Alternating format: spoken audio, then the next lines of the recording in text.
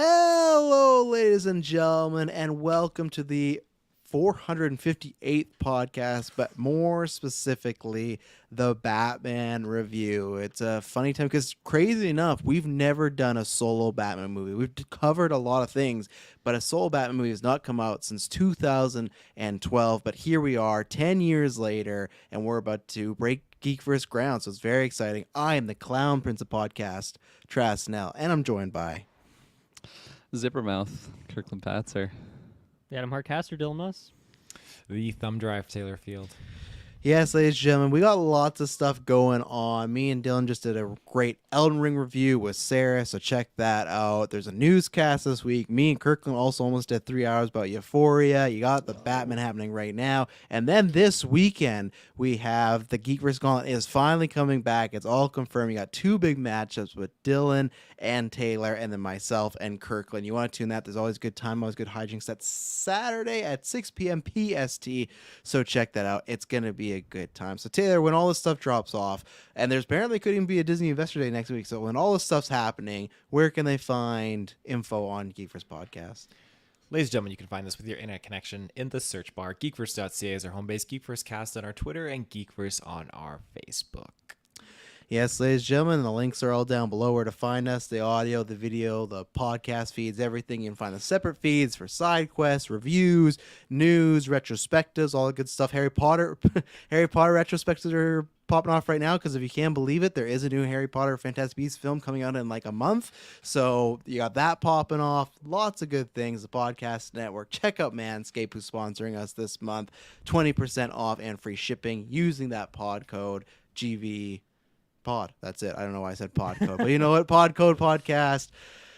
Let's get into this because we got lots of stuff. So, I got to start with this, man, because I'm very curious his thoughts. Out of all of us, Dilma saw it early. I don't know how this happened, but we had brought this up on After 9. Everyone was very curious, just like myself, that you had seen very minimal, you're not seeing any full treads, but you'd seen very minimal, like maybe a clip here, some promotion stuff, but you've not seen much of this. You just knew, okay, Pattinson's and the Batman, and, the guy that made the Planet Apes movies making this movie. So what did you think of the Batman? Non-spoilers, of course, and then we'll tell people, because I know some people are still seeing it a couple days later. We'll tell you, we'll give you the warning as usual.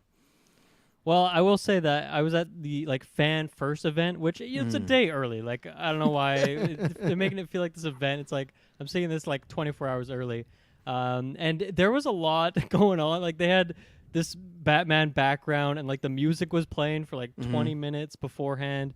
And they were showing so many screenshots and little clips and trivia. And it's who plays the Riddler in the Batman? It's just spoiling all this stuff. I'm I get it. If you're a big fan, you've probably seen all these trailers. But I was trying to go into this just completely blind, and they didn't want me to. So I was oh, well, now I know what these characters look like. Man, that kind of sucked. So that was unfortunate. But I'm sure everyone else in the theater who knew all that stuff was into it. But I think this is a great movie. I really enjoyed this. It's a long movie, but it didn't to me drag at any point. I felt like it just kept me on the edge of my seat. I like the kind of main villain in there with Riddler. I think is really well done. That's a lot of fun. The acting's great for the most part. There's a couple scenes maybe I'd point out that not so much. I also just think that the casting, I feel like I never talk about this, but just the casting was great. Every character with the type of character they're going for with these different versions of these characters we've seen before, I feel like they just nailed it. I feel like it was there's some unexpected twists, some good stuff. The music was great, cinematography's great. There wasn't just too much fight scenes and stuff like that. For a long movie too, I feel like it moved pretty quick, and there wasn't just one long 20-minute fight scene that I was just bored out of my mind or something. So yeah, as a kind of mediocre Batman fan, I was pretty impressed. I really like this movie. Well, there you go. Taylor Field, what did you think of this movie? I was just engulfed with what was going on. I feel like, the standalone Batman vibe just really was just hitting me hard in a good way. I was loving everything that was being presented to me, and I was just eating up all these characters and how the actors were delivering their roles and everything like that. And it was just really, really working for me. And no flack at all towards Ben Affleck's Batman. I know people love Ben Affleck's Batman. You got to start the review like this. Here comes a I one know. star. Oh, jeez. But I yes. just Snyder boys are gonna give us this 1 star. Yeah, going from 2016 all over again. going It's from over for us. Yeah.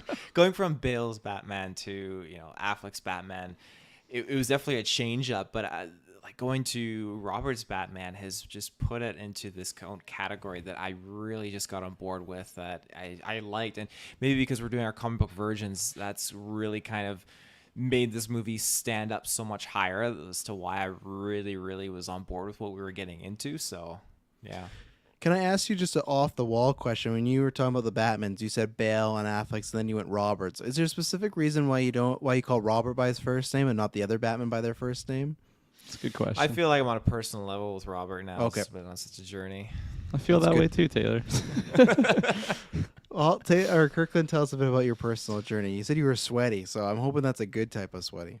I was, yeah. I mean, just to break the fourth wall, like I got out of the theater less than 30 minutes ago, and so it's very, very fresh. Yes. The sweat hasn't completely dampened. When I left the theater, it just cooled instantly. Like the draft just hit me, and I just froze into the bone. This movie, like, without any spoilers, like it just had me in the first 5 minutes, and in the first 5 minutes, I knew that this was going to be a very, very special movie, and that's not even talking about like all the things that I heard leading up to it. Like I wasn't really on social media to get any spoilers or anything like that, but I saw, I think, maybe 2 like overall scores, and very, very high. So I was like, okay, that's good. It's not like rotten or anything like that. Not that I thought it would be. But yeah, I'm not going to describe the scenes, but like literally the first 5 minutes, I just knew this was going to be something absolutely fantastic, and it had me the entire way. It was a 3-hour movie. It felt like it could have just kept going, and I would have been completely down for it. The pacing was phenomenal. Acting was phenomenal. God, Robert Pattinson is just something else, man. Zoe Kravitz, like this is, yeah, it's so fresh that I feel like I still have to process what went on. But yeah, this is a very, very special movie, and I can't wait to just revisit it. Right off the hop, this is I think this is my favorite Batman story ever.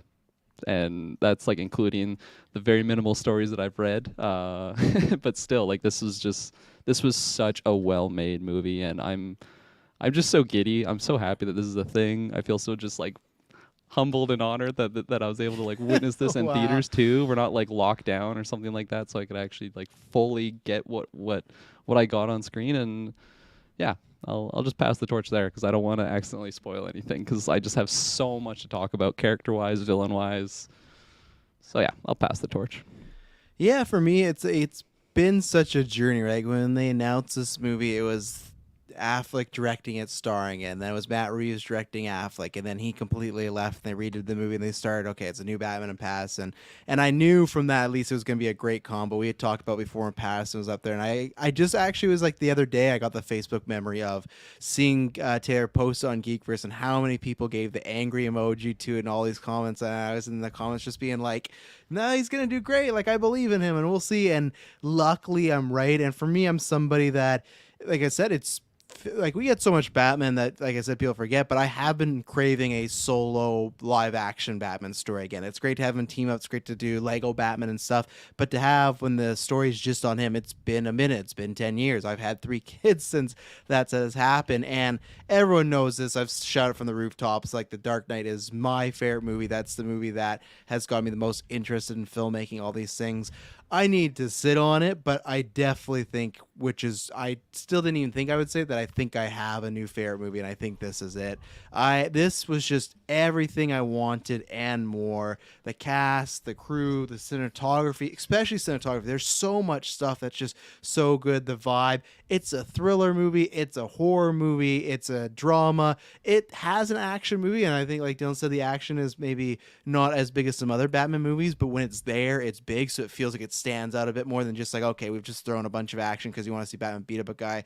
No, this movie has everything. It has like the bombastic heroism of the Batman animated series. It has like the lore that BVS had, which I always like when they throw out like little things. It has like the gothy feel Burton does. It has like the groundedness that Nolan has. So it's like taking all the best stuff from Batman film and then the best stuff from Batman comic books and just like rolling it into one. And Matt Reeves, he's just created, like, I can see now why they right away were like, oh yeah, you can do that Penguin show and you can do that Gotham PD show, and they've already said like, oh yeah, we'll probably be doing the Batman today. I can see why they saw this and it was like, it creates this whole living, breathing world, and I can't wait for more. But this film, even if we didn't get more, this is to me just such a special film. And because for me, it's just like hype can be a good thing, but it can also be a bad thing because you can get overhyped and then you just build this. Especially with this movie getting delayed, we were supposed to see this like a year and a half ago. You know, like it got delayed so many times, it just goes and goes. But no, this is a phenomenal piece of comic book. It's one of those heavy hitters. It's one of those that is going to change the game. People are going to talk about it, and it's a very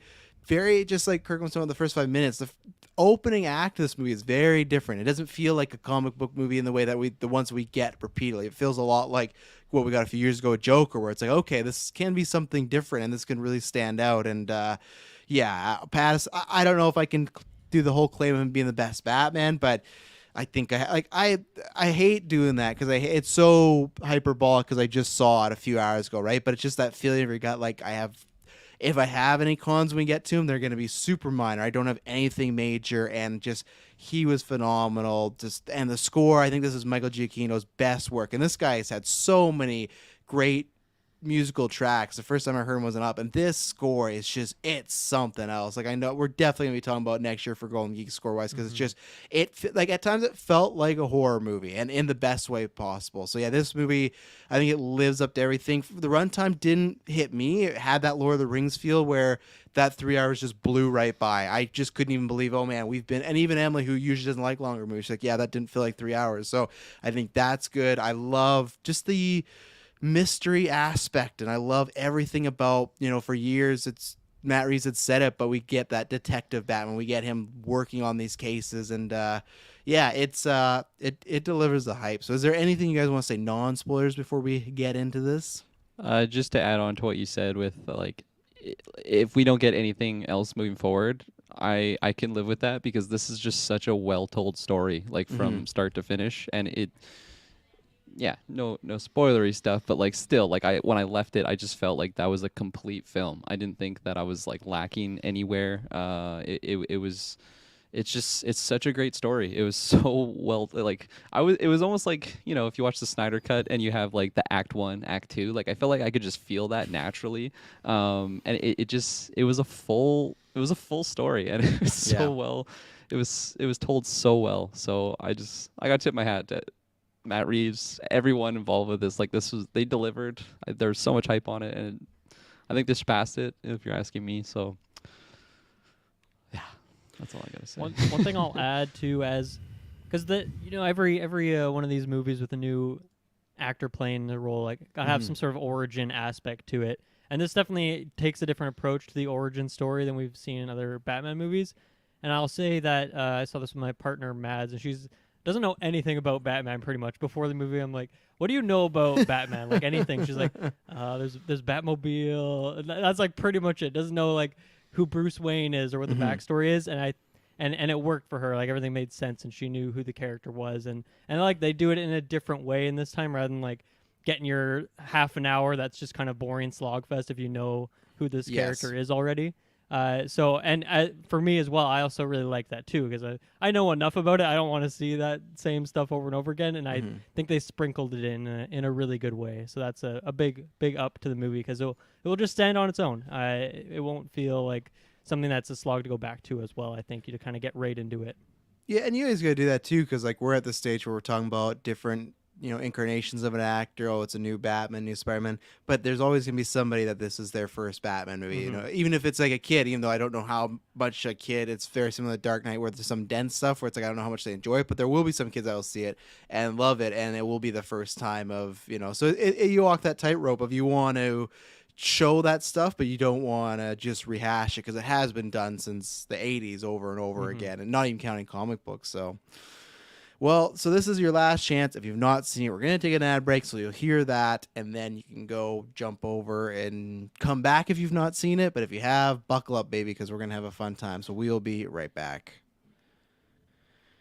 And we're back. So I don't know if we want to start with a character, if we want to start with a story, where we want to go. The only thing I'll say is don't start with the thing at the end in the prison. We'll save that to the very end because that's a whole conversation. But Taylor Phil has his ET finger up, so I'm going to let you lead the way. I'm just gonna say I think we should just start like the very beginning. Like as far as like from like a Batman Bold I pick. know, No. bold. As far as like a Batman kind of story goes, like it just was great just to have him kind of like guiding us into like what's going on. And again, like obviously we see a little bit of like the Riddler kind of make his jump in, which was fucking scary as God shit, damn, yeah. terrifying.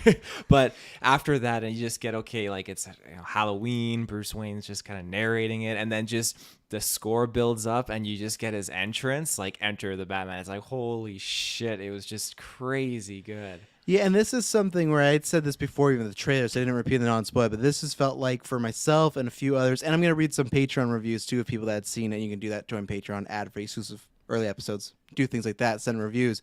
It just feels like Matt Reeves, everything I wanted in a Batman movie, took it out of my brain and did it. And for, I think, decades, all of us, and it's minimal in this movie, but we've been like, man, are we ever going to get a Batman movie where he narrates? Because that's the comic books. It's always him narrating. It's from his point of view. And it is minor, but it still worked enough as the guiding light. And I think it's a good introduction because I think you can get more of that going forward. But even this movie, I don't know why, just them even revealing he has this little journal that works as two things, as like his personal guide, but it's also just I love the line when he's like, I'm doing this so much and for so long, the nights are rolling into each other. And it's not like it's not so much like just a diary. It's literally between that and the eye footage, just so he can actually remember when did this happen, what day. And I think that shows like how in the thick of it he is right now, that he can't even remember maybe last night because he's just stuck in this cowl all the time, you know? His journal is even like the Gotham Project, and you can only imagine that that's just a never-ending project that he has, Yeah. with himself. And yeah, no, I absolutely loved him narrating. I know that we knew that, but I still like forgot about it until it was happening. Happened very quickly. But I loved it. I feel like there was a big chunk in kind of like the middle that it wasn't really narrating as No, much. not there at was all, just so yeah. much going on. So it was like the beginning and the end. But it was really, really good because especially, I hadn't even read a Batman comic until this year. And that's where I was like, oh my God, he narrates so much. So to just be fresh on that and then jump into this movie, I feel like if I'd never read the comics, I would have been like, man, this is a very different take on the character of Batman. But it's not, because that's what he does in the comics. And Did you guys read this? Because this is Long Halloween, is what this like series, whatever is called, right? Or Yeah. the story. Well, no, is that we the one have. you guys read. No, I'm going to get them to read it at some point. That's my favorite Batman comic book, but this has tons of inspiration taken from that. And it was funny that started on Halloween, and even just like him narrating while they're just showing people in the costumes. I love that. I felt like they went out of their way. Like, we're going to make some like that pumpkin head guy. That's a creepy green pumpkin head, like it felt like a very like a Halloween you'd almost not want to be a part of, so I love that it started on Halloween. I love that it was raining too. I feel like when you Yes. see just like panning shots during like movies that feature Halloween, it's always just people having fun in their costumes, but there's just such a different tone to it when it's just pouring rain. But yeah, I agree with what you guys said about the opening and just adding in that like when those thugs ask him like, who are you, and he says, I am vengeance. Like, that's such a good subversion of the expectation of just these superhero characters say their very silly names. Like, I am Iron Man, I am Spider-Man. I like that he says this line instead, so it kind of caught me off guard. And maybe that's like a trailer thing, but I thought it was cool. And then obviously that's a big thematic thing throughout the whole movie that comes back. So the fact that it kind of comes up in that first scene with him is a good way to introduce the character. So in the very first trailer, when they got shut down and got delayed the first time because of COVID, they were only shooting for 6 weeks, so they had a few things to show.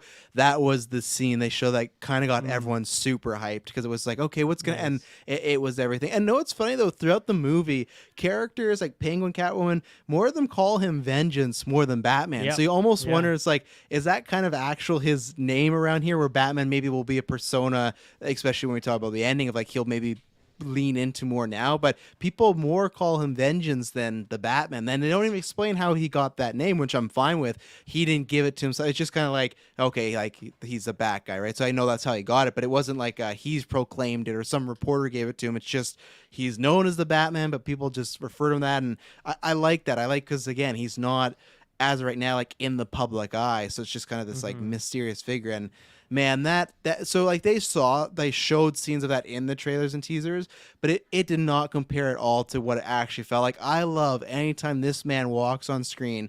He has these heavy metal boots that are like a gunslinger, and you just hear him coming. And I love that the first, like, they do this a lot of this movie, but I'd say the first act, they make it feel like Batman is like Michael Myers or Jason Voorhees. Like, you feel like I know it's from his point of view, but from the criminals, he is, to me, maybe the scariest he's ever been in a Batman movie. He feels like he's the villain of this movie sometimes. Like, they give him jump scare music a lot of the times. It's like he's the hero of the story, and that's where the kind of toss-up is, that he realizes maybe there's more things to do to become an actual hero. But I loved everything they did, especially that first act and the first half of making him feel kind of very scary and intimidating, because he says in that opening, like, it's all about fear, and that's what I got to do. And you got that going on. That's such a big thing with Batman, right? Being that symbol of fear, and that was shown so masterfully well. Like like I said, like the first 10 minutes, it just totally sucked me in when it just shows like the dark shadows, and then like the criminals are, and then they see the symbol, and they're just like literally frozen, like that one pumpkinhead dude that you were describing. Like he kind of froze up, almost got hit by a car there, right? And he doesn't even see the Batman. Yeah. No, exactly. And then something I was pointing out to my buddy as we were leaving out was like, they just showed him being this, like, literally just fear so well, and not even just from the point of the criminals. Like when he goes to the mayor's house and all the cops are just like staring at him, so fearful. Pretty much very end of the movie too, when he's helping out like the new mayor, like even her, like she's really hesitant, and that is a fantastic shift, you know, like by the end of the movie, of him actually being a hero, not just this mass vigilante that's literally just breaking the law and just kind of taking the law into his own hands. And that was so well done, because, you know, like in Bale's Batman, that's a big point of it. Like I am fear. I'm gonna take my own fear and put it on like criminals, and like that's gonna be my weapon.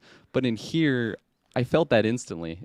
And I'd pick Bale's Batman to fight any day over this scary guy now. You know, like when you look at I hear those boots like clicking and clacking. Come on, I'm gonna be squeaky clean. I'm not pulling any crime. And I love, like, we had talked about this before, but in this movie it was really accentuated that they made a point that he wanted to open up the eye slits a lot more. And I thought that was such a great motivation, because there's lots of dialogue, or there's lots of scenes with no dialogue for Pattinson, but he's doing that Tom Hardy like eye acting. And I think them opening up, because sometimes in the photos it looks awkward because there's so much white on him, and like, oh, like he looks like he just has big eyes on the cowl, but it really worked in the moment because there's just so much him scanning, or like you mentioned, those scenes of him in the interrogation or with the police, he's just staring them down, or just a little look, and he comes off as very intimidating, not trustworthy in the best way, other than Gordon, you know, other than like he's the one guy that like, oh, what's your deal 100%. With this, Jim? Yeah.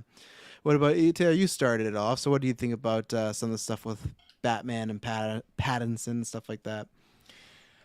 I mean, I do feel like they just blended into like being the perfect combination of the two. I think like getting to see it, like how you mentioned, like just more like work around with the mask. So he did so much like eye work, like you said, like the Tom Hardy kind of thing, and I loved it. There were so many shots where he would just be like angling his head and using his eyes, like his facial expressions did so much work for him that made him more intimidating and made him more freaky. And yeah, like you guys were talking about the whole beginning part there where he's not even there, he's just talking like, yeah, you know, I can't be everywhere, it's a big city kind of thing, and yet people are just getting terrified. Like you're looking into the corner and you feel like in those scenes you can just revert to like, hey, we've all been a little kid where you're looking in the closet and it's dark and you feel like something is there. And that's what these criminals are like. They're like terrified, and then the guy gets hit by a car and he runs off. Like it's just it's so scary, and I loved that. It was a great introduction to him.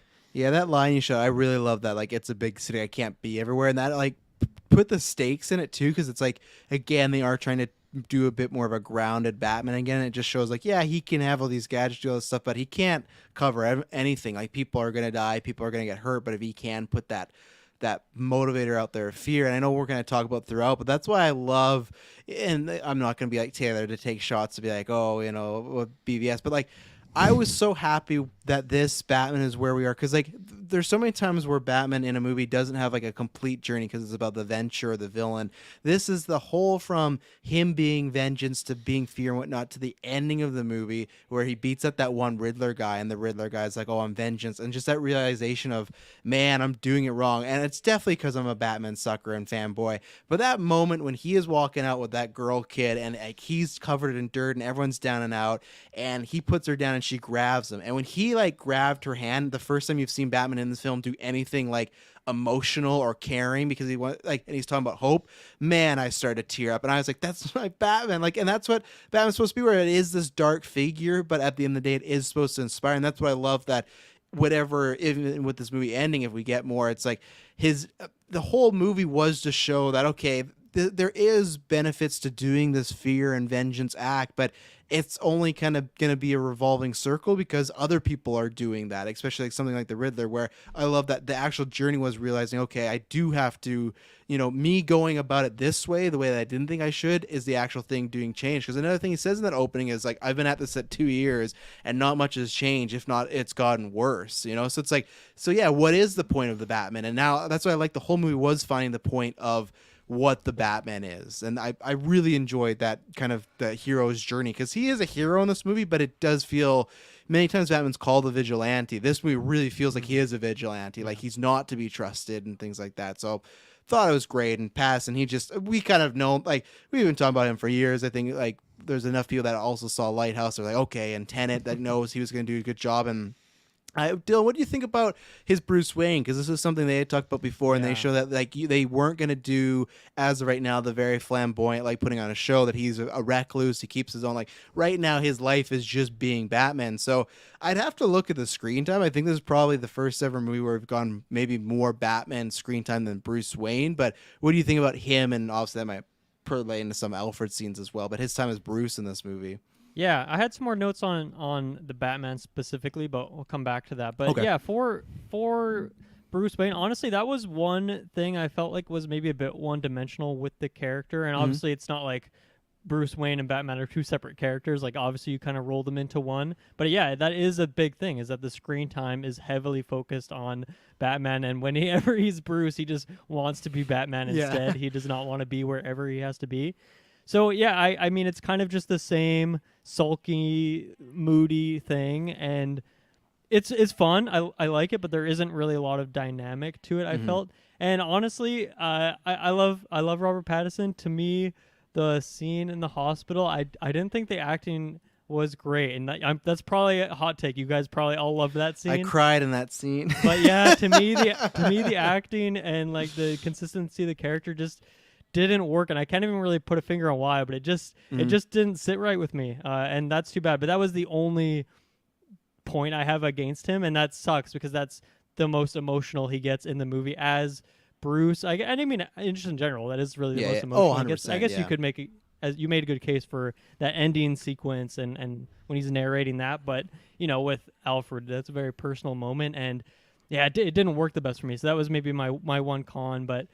Yeah, I'm really curious to see how the character of Bruce is used in, because this is said as a trilogy. If they confirm that's what they're aiming for, yeah. Okay. And he might pop up in some of these TV shows. They've said he's pretty much said he's like the Hemsworth, where he's like, as long as they ask me to play Batman, I want to play Batman. In these interviews, the lore he's been shown out. He's not just an actor. He's a guy that his whole life he's been a Batman fan, and some of his inspirations are like, okay, he wants to do this. So yeah, at least there's going to be a couple more movies down the pike. So I'd be really curious to see how they change the character of Bruce, and if he opens up more in like social settings, if he's actually going to say stuff, or if he's going to continue to just walk around and look at people and then keep walking. And you do get some other scenes where he confronts Falcone and stuff, but I think that's what I'm curious for, because I think the Batman, as Batman, he's fucks up a lot, and we'll see him probably get more and more masterful as the movies go on. But I don't need, like, the Batman part of it perfect, 10 out of 10. But the Bruce thing, I want to see a little bit more in these future ones. But I mean, this movie's got so much going on that it's really a minor con, even if that seems like something that would be a bigger issue. Well, and it's interesting because like I'm trying to keep us on one track here, but what I'm really curious about is when he does go in the public. This is gonna be the first time they've done a lot of comic books, but this is something I said a long time ago they're gonna do, and they did it, of the Waynes being dirty or shady this time around, right? And now it's very interesting, like, what does this type of Bruce Wayne have to do? And absolutely terrible things came out about your, like, the things that are just like, I don't know, he can't be that fun-loving guy. But I think with that, and with that mayor kind of setting up, being like, oh, you don't do much, you don't come out, I think he's going to maybe realize that not only can he change the city as like Batman being more hopeful, he might have to realize like, okay, as Bruce Wayne, I'm going to have to maybe do some things too instead of hide. I think that's what they're trying to do, but I think because like you said, Riddler definitely puts that thought in his head, like, yes, it incepts it way deep somewhere in there. So yeah, and I think it's like you said, that there's so much stuff where it's like, even for me, it's like a minor con for me, but I felt like I was surprised we didn't get one more Alfred scene after that hospital. We just never see Alfred again, and it's fine because that's a good resolution of that scene. But I was expecting to see more Andy Serkis, and I guess okay, no, he's just recovering from a bomb, because luckily him and Bruce really good at surviving explosions like 5 feet away from each other. Like they're just built in the way. They're like just 100%. bomb-proof. Yeah. Yeah, go ahead. Jeez, were we talking about Bruce specifically? Or Bruce, Batman, anything revolved revolving around those two characters or character. I am so pumped because I am overdue for a haircut, and I am transitioning now. I am taking that Bruce Wayne haircut. I'm going for it. I got the length to work with. I got the length. Oh, you got the length. Look at that. Oh, Isn't yeah, that crazy that's a lot of how hair. long it's actually been? Yeah. So Wow. Saturday, Bruce, maybe is for that Gauntlet. you? Maybe for Gauntlet, might be a little reveal there. We'll see. Man, this is such a different Bruce Wayne than I know. Other than, I guess, year one. Derpy Gaming in the comments, I think, made that comparison. Oh, yeah, he did. Yeah. Definitely where he's like a man on a mission. Like, he's doing his own spec ops. It's not Christian Bale, like going in with these models, just buying hotels and just being very billionaire playboy. It was such a different take, and I don't know if I like one over the other. I think it's okay to just say they're both amazing. This was it was just, again, so fitting for what the movie was. It was very, very dark. The tone was just like ominous and depressing, sort of, Yes. especially when you find out more about the Waynes. But I fell in love with this Bruce Wayne, and I saw him for like what you guys were just talking about, like, I don't even know what the screen time was, but it was very minimal. I think the first time that I saw him like cleaned up when he was going to the public funeral for the mayor, it like kind of shook me because I was just so used to seeing him with like the raccoon eyes. He's got like the black paint on his eyes. Like his hair was just greasy, and He always he's looks got like dirty. boxing. Oh yeah, He looks and, sweaty. yeah, no, I was feeling that while I was watching him. And I think that's what really pulled me in. And again, that's shown really, really early. Like I think when he first goes back to the Batcave, he's got like fighter tape on. He's got bloody knuckles. He's just bruised and just dirty and ratty. And Alfred is explaining that there's like accountants that need to. I don't know. I don't even remember what the conversation there was, but it's just like he needs to deal with business. He's like, I just don't have time with that. And it was, again, very fresh to see like on. Like in a film, this type of Bruce Wayne, I've never seen that before, and this was a man on a mission, and it was amazing, man. I'm just so falling in love with Robert Pattinson, man. I think honestly, it all started from The Lighthouse. It's just been like an incline. I just fell in love with him there. And then For many girls our Tenet. generation, it's Twilight, but for Kirklin Patzer, it's Lighthouse. I never experienced Twilight, so there Yeah, you go. I completely missed that. Cedric didn't do it for me.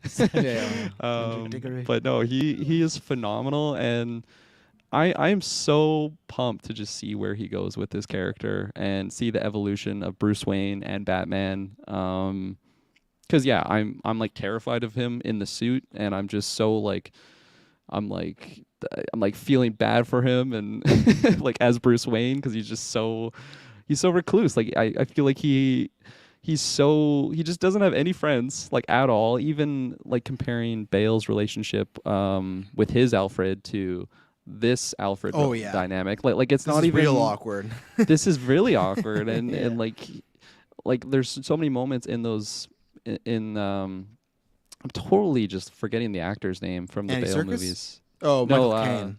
yeah, Michael Caine. Thank you. Like, I think also because that was a trilogy, so I just had more time to really like grow attached to that character. Like, I just saw him as this father figure that he was for Bruce Wayne in those movies.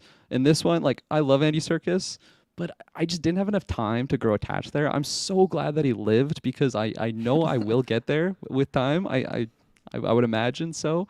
But yeah, when that bomb went off, I was more hurt that I might lose the potential of getting more Andy Serkis to like really grow in love with him, as opposed to like him just being gone. So I didn't feel as emotionally invested in that moment. Like Travis, you're saying you're like tearing up in that scene. I don't know if it was because of possibly losing him or just like the dialogue between the It was the him talking about dialogue. his dad. It was a combo of all of them because what I like is like when you're talking about how you don't feel connected to Andy's Alfred. I think yes, there is not much screen time, but I also think it's like on purpose. You're not supposed to connect with him because this is the first time we've seen a Bruce Wayne in the movies where he's actively not really wanting to connect with Alfred, or he's not really.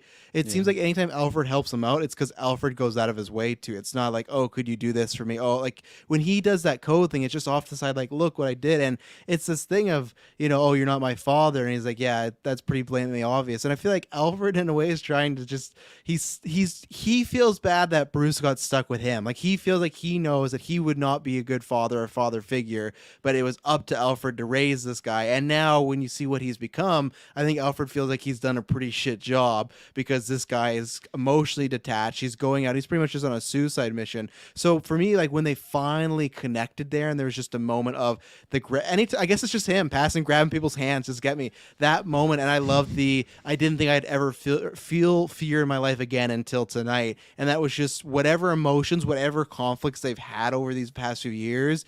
Like he finally can acknowledge, like, okay, you are important to me. I think I would want more, and that's where, yeah, I am happy he didn't get killed off. Because if he did, I would have felt like, man, that's a bummer. Alfred has like 50 minutes of screen time, and then because that would have just been, well, we got to motivate Batman. Again, I still think it's, the fact that he survived, that's very comic booky of like, man, the Riddler sucks with these bombs. Like he can't take out any of these Wayne people. But yeah, that's why I think it worked for me as far as he was actively pushing Alfred away. And because the movie's from his point of view, it's almost like we're like, yeah, like I don't know about Alfred. He's kind of, he's fine and stuff. But I don't think they'll be hunky dory if we get a sequel too. I think there's lots of. I think it's an awkward road for them. So I just want to say it's a bold play that Alfred knowingly knew something was wrong with this package, but still opted to open it up. I feel like he should have known. He was snooping. He was. We It don't said like for Bruce snoopers. Wayne's eyes only. Yeah. Taylor, what about you? You can talk a bit about Bruce Wayne than Alfred if you want, because I think Alfred may come up again, but he's not in it too much in this movie. So, Yeah, I mean, Bruce Wayne in this was, you guys said a lot of great points. He's very different from your Christian Bale's Bruce Wayne. Just he's not flamboyant. He's not putting out that persona. He's just a Bruce Wayne that doesn't give a shit. He just was trying to be, you guys talk about vengeance and all that, and that's something I really liked about his character because, again, you guys already had mentioned this, but he's putting out vengeance. He's using this method that he thinks is the right way to attribute or accomplish his goals, and then he sees that this kind of method is being enforced and used by all these other people that are complete lunatics, and now he's realized, okay, like, hey, I gotta be hope. And there's great symbolism at the end when he's lighting that flare and he's reaching his hand out, and I'm like, then it turns and it's that above shot of just Batman so good. walking. It's like, Yeah. this is hope. This is great what he's using right now to be a symbol. And he's literally coming out of the shadows with that light. He's talking about being a it's shadow. great. Yeah. And another thing I was kind of surprised with too is with the other Batman that you see. Bruce Wayne, like the Christian Bale's Batman, he was probably the more. Well, no, I can't. I guess I can't say that. Like in terms of like screen time for all these Batman, like I feel like Ben Affleck's Batman, like when we were introduced to him, he was very secretive. Like they were like, oh God, is he really out there? What's going on? And then you have like the other Batman, I guess like Michael Keaton, George Clooney, Val Kilmer, all that stuff. They're kind of a little bit more prominent in the public, whereas Christian Bale's Batman was much more kind of hidden, I guess, kind of like recluse. But this Batman, I feel like, was much more just in, crowds of people. He was showing up at the front of the Iceberg Lounge. Yeah, at he the just would front walk door, around the like, club. yeah, he was such more like prominent, like right in like groups of people, and I wasn't expecting that. I was expecting him to be much more kind of like hidden in the shadows or whatever. But I mean, that's okay. It's not a takeaway for me at all. It was cool to see. I mean, the fact that he goes to a public setting like twice in like 2 weeks, I think is that's not a lot. I think it's 1 week. The entire film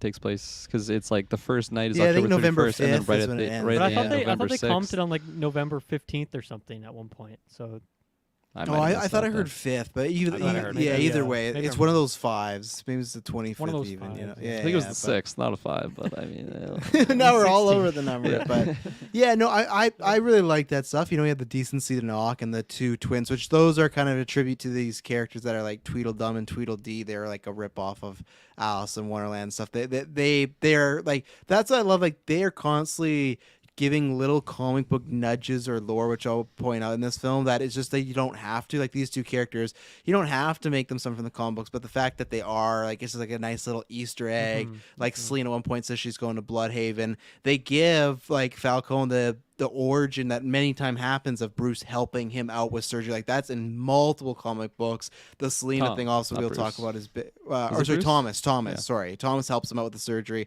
Also, we'll talk about the Selena big reveal and everything like that. But they're constantly putting like little stuff in. But yeah, I really like that club scene. And again, I think it's smart because I think there is a lot of talking. There's a lot of detective stuff, but they always sprinkle like even a little bit of action in there, and then they wait to give you like a big set piece. Like when the Batmobile comes out, it's not just like, oh, it's the Batmobile. It's like, no, you're gonna get 50 minutes of this, but it's like, talk about a monster entrance. The first time you get the Batmobile, oh my god, the sound design, the look of it, the fact that the engine, it looks like there's fire coming from it in the front. It looks like a beast. It's so It's mean. It's Yeah. so good. I love everything about that. I had a couple more Batman notes. Maybe we Yeah, stick with go that. with those Yeah, before yeah. we Go ahead. venture off. So I guess just preface for the listeners, I'm not a huge Batman guy. It's been a few years since I've watched any of the other movies. I haven't seen really many of them. Like I haven't seen Keaton or any of those older ones at all. And most of the other ones I've just seen the movies once or maybe twice maximum. So I don't have like such a, it's hard for me to make as many comparisons to the other ones as you guys can do. But I loved the use of this kind of year 2 Batman, and I just liked how weak he was at times. Like he really fucked up. Like even that first fight scene, obviously he declaratively wins, of course, but he takes some bullet shots and obviously it's like he's got his armor and whatnot. But when he gets back home, he's just like all scratched up. He's just bleeding like crazy. He just often is like getting messed up in fights in certain ways.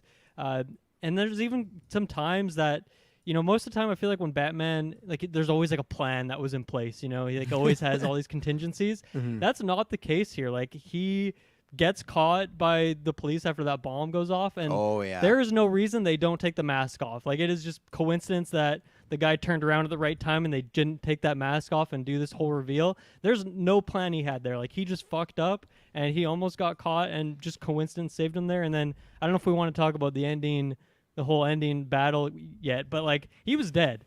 Pure coincidence. He is alive. He was completely dead. He had fucked up. He lost, and then He just electrocuted pure himself. coincidence. And that guy was standing with a gun for like 20 seconds. Like he gave so much time for Catwoman to save him.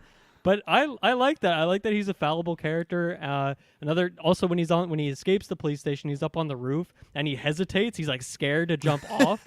That was great. And then obviously he fucks up the landing so bad. And I love that. I love seeing Batman who just isn't this perfect machine who's like a walking heist mission where there was always, I had some secret backup plan. I like to see him get fucked up. And I mean, coincidence is not great, but I think it's used well here because I at least set up these reasons why these characters come to save the day for him. But I personally love that version of Batman. Well, and I think what it does, though, it helps the supporting characters feel noteworthy and important Yeah, too. definitely. Because my headcanon is like the reason they don't take the mask off in the prison is just because Gordon's there. If Gordon's not there, this guy's unmasked right away. But you see him all the time. He's pulling people back. He's telling them to give him a second. And same thing with Selena. That's why you haven't watched some of those older movies. But like Commissioner Gordon in the Keaton era, he's a nothing. The cops are just there to call Batman and be like, we can't handle this. Please come in. Like, they don't do anything, you know? And that's the thing with that. Selena making the big save, it's her having a moment. It's her showing that, okay, it's not just Batman always saving the day. It is, you kind of need, and I think this will hopefully help him out too. I think it already did with Gordon. He can't do this alone. You know, you can't take on this whole city. So I think not only it shows that he's still just like a rookie, it feels very much like Netflix Daredevil too. Of like, there's so much time he would just get beat up. He'd still come up on top, but he's going to walk away with bruises. But I think it just also adds to everyone else. Like, okay, Gordon is helpful here. Selena is helpful. It's not like, oh, Batman could have just done this all on his own and see you later. And that's why, I don't know if we'll ever get it, but in the comic books, that's why I'm a big fan of, they call it the Bat Family, where he has Batgirl and he has Robin, because it is like a unit of people that he has to help him out. And that's why I like there's like a little mini unit here of Alfred, Gordon, and Batgirl and whatnot. Taylor Field, you had your hand up about this topic, I imagine. You mentioned Dylan when he was like, gets to the top of that roof and he just like takes in a second, like, oh shit, like I'm up high. I like that scene a lot too, specifically because I got a hair in my mouth. Oh my god. Get that out. Catman. Cat hair, yeah. Catman.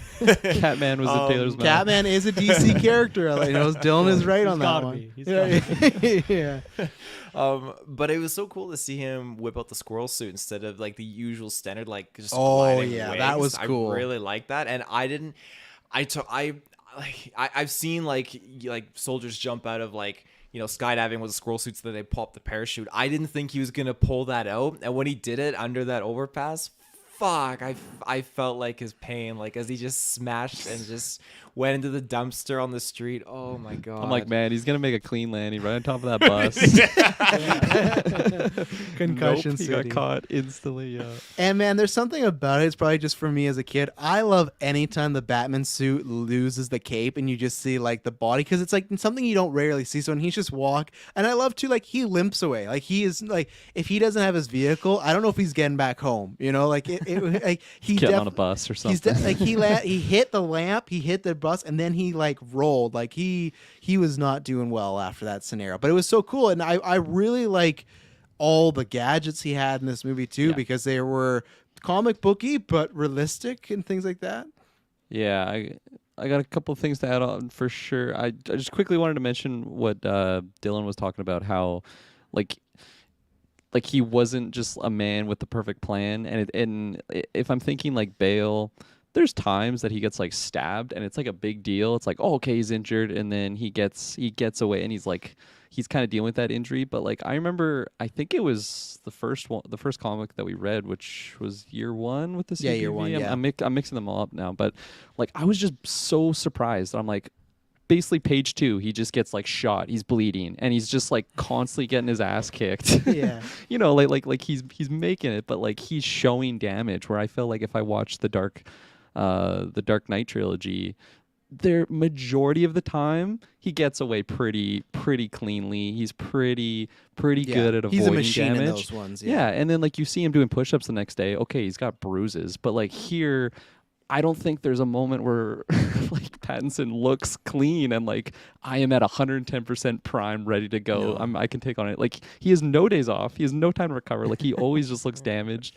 And yeah, every fight, it's not like he just parries everyone perfectly. Like he gets smacked in the back of the head. Quick recovery, because yeah, he's a master at martial arts, and that's some good armor. That armor is The bouncing armor bullets looks off. very powerful. Yeah. And then that transitions to the other thing I wanted to point out, is just like his gadgets and stuff. And this is another good comparison with the Bale trilogy of like, because that is an origin, like you see him and Alfred like researching like where to get these products. Him with oh my gosh, what's Morgan Freeman's character's name? Lucius Fox, like it's all Fox, supplied to like him and stuff, yeah. Like going over the technology, like this is why the cape will like flex, so you can actually like glide. You know, like it's all explained, so that when it's very Bond-like. 100%. Yeah. You know, it's like he's in Q. This is what this gadget 100%, does. yeah. Whereas and Nolan in loved this, Bond, so you can see it all in those films there. Yeah, okay. I didn't know that. That's a fun little fact there. Oh, But yeah, like no, in he wants this, you Kirklin. you don't know what his gadgets do until he uses them. And like there's so many Yeah. gadgets that he pulls out like in the later half of the film where I was just totally surprised on. I love gadgets. They're so Mhm. fun to me. I feel like it's just something that I fell in love with it as just like a kid watching like those Bond movies, Spy Kids, all that Oh, shit. Spy So Kids.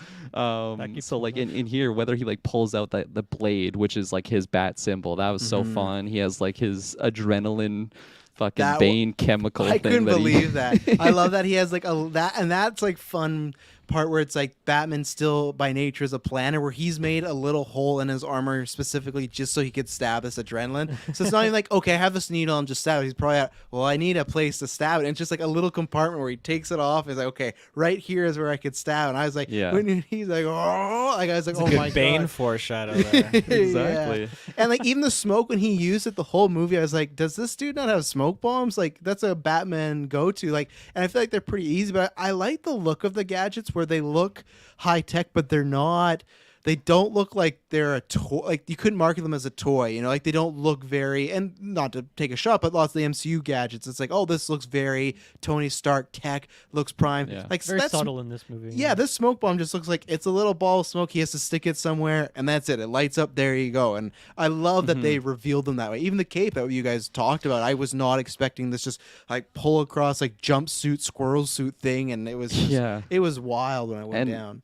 And I really, really loved how it wasn't just like, okay, any time that I have to descend from a building, I'm going to just use my cape and then that's just my ability. Like he uses the squirrel suit once. He can't just like redeploy it and like No. put it back in, you know? It's a last ditch effort for him. He does not want to 100%. use And that, then- especially and after how badly he fucked it up, right? And then later on when he's chasing Selena, like he doesn't just use it again. Like he has another gadget to get down the building, right? Like he has that little Black Widow device that he can yeah. just like Yeah. run down the building. And I just loved how different and like just all the gadgets. It was so great. It was again a good change of pace of being like, this is what this gadget does. So then later on the film, viewer, you're gonna see this in action. It's just Yeah. like I was being surprised at his arsenal, and it was so fun. Travis, earlier you mentioned like that scene with the smoke bomb, and you guys were both elaborating on the armor aspect.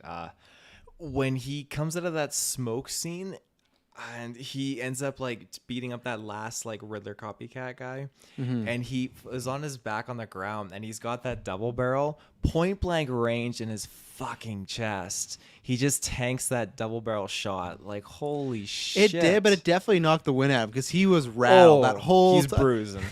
Like Selena kissed him. I don't think he had any fucking idea what was going. He's like, Alfred. it was just so funny. She like lays it on him. And he's just like yeah, okay, like let's do this. She's like, it's over, and he's just like, he has no idea, and that's why I love like it. He always holds on enough so he won't die, but man, like the next day he was probably sitting in the hospital right next to Alfred. You know, he's needed a cup of Joe. But let's take our second ad break, and we'll be back with more Batman because we haven't even covered most of it. So we'll be right back.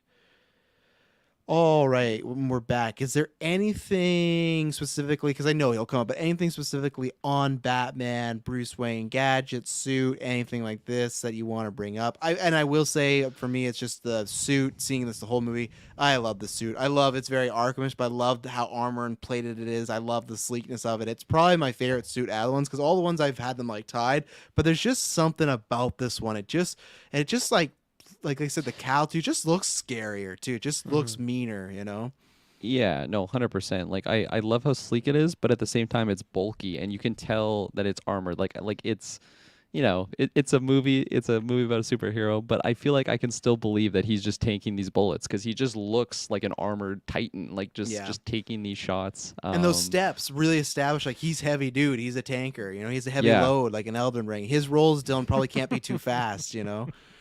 very much separates that character to Catwoman, you know, like Yeah. completely opposite side of the spectrum where she basically has no armor. It's just this like leather onesie that she's wearing.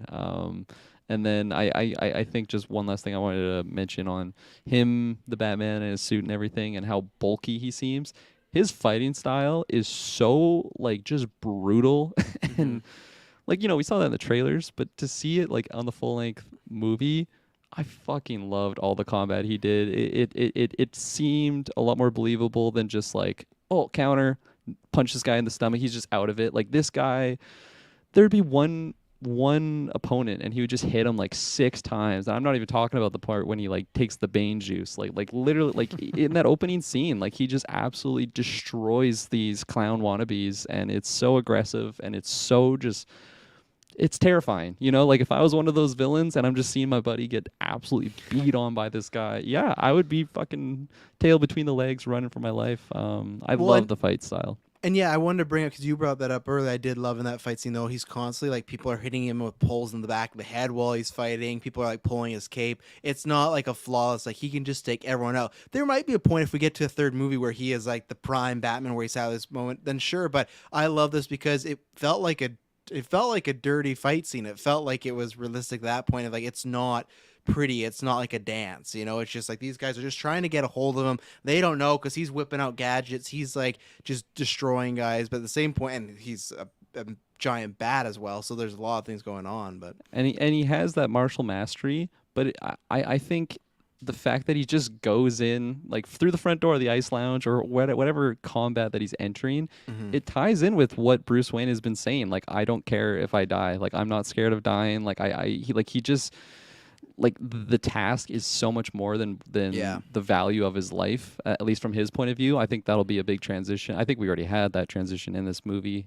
Just seeing the impact. I mean, yeah, that dialogue that he had with Alfred, like just realizing the special ones around him, like that is what's scary. Like possibly losing those people or is what scares him more so than losing his life, because at the start of this movie, he was a man on a mission. He wasn't valuing his life. Like he just had to get the task done. It doesn't matter if I'm bleeding. It doesn't matter if I get shot. Like that is just second to being the Batman. And it shows in his combat style, because he doesn't care if he takes a fucking chair over the head or whatever the hell happens to him.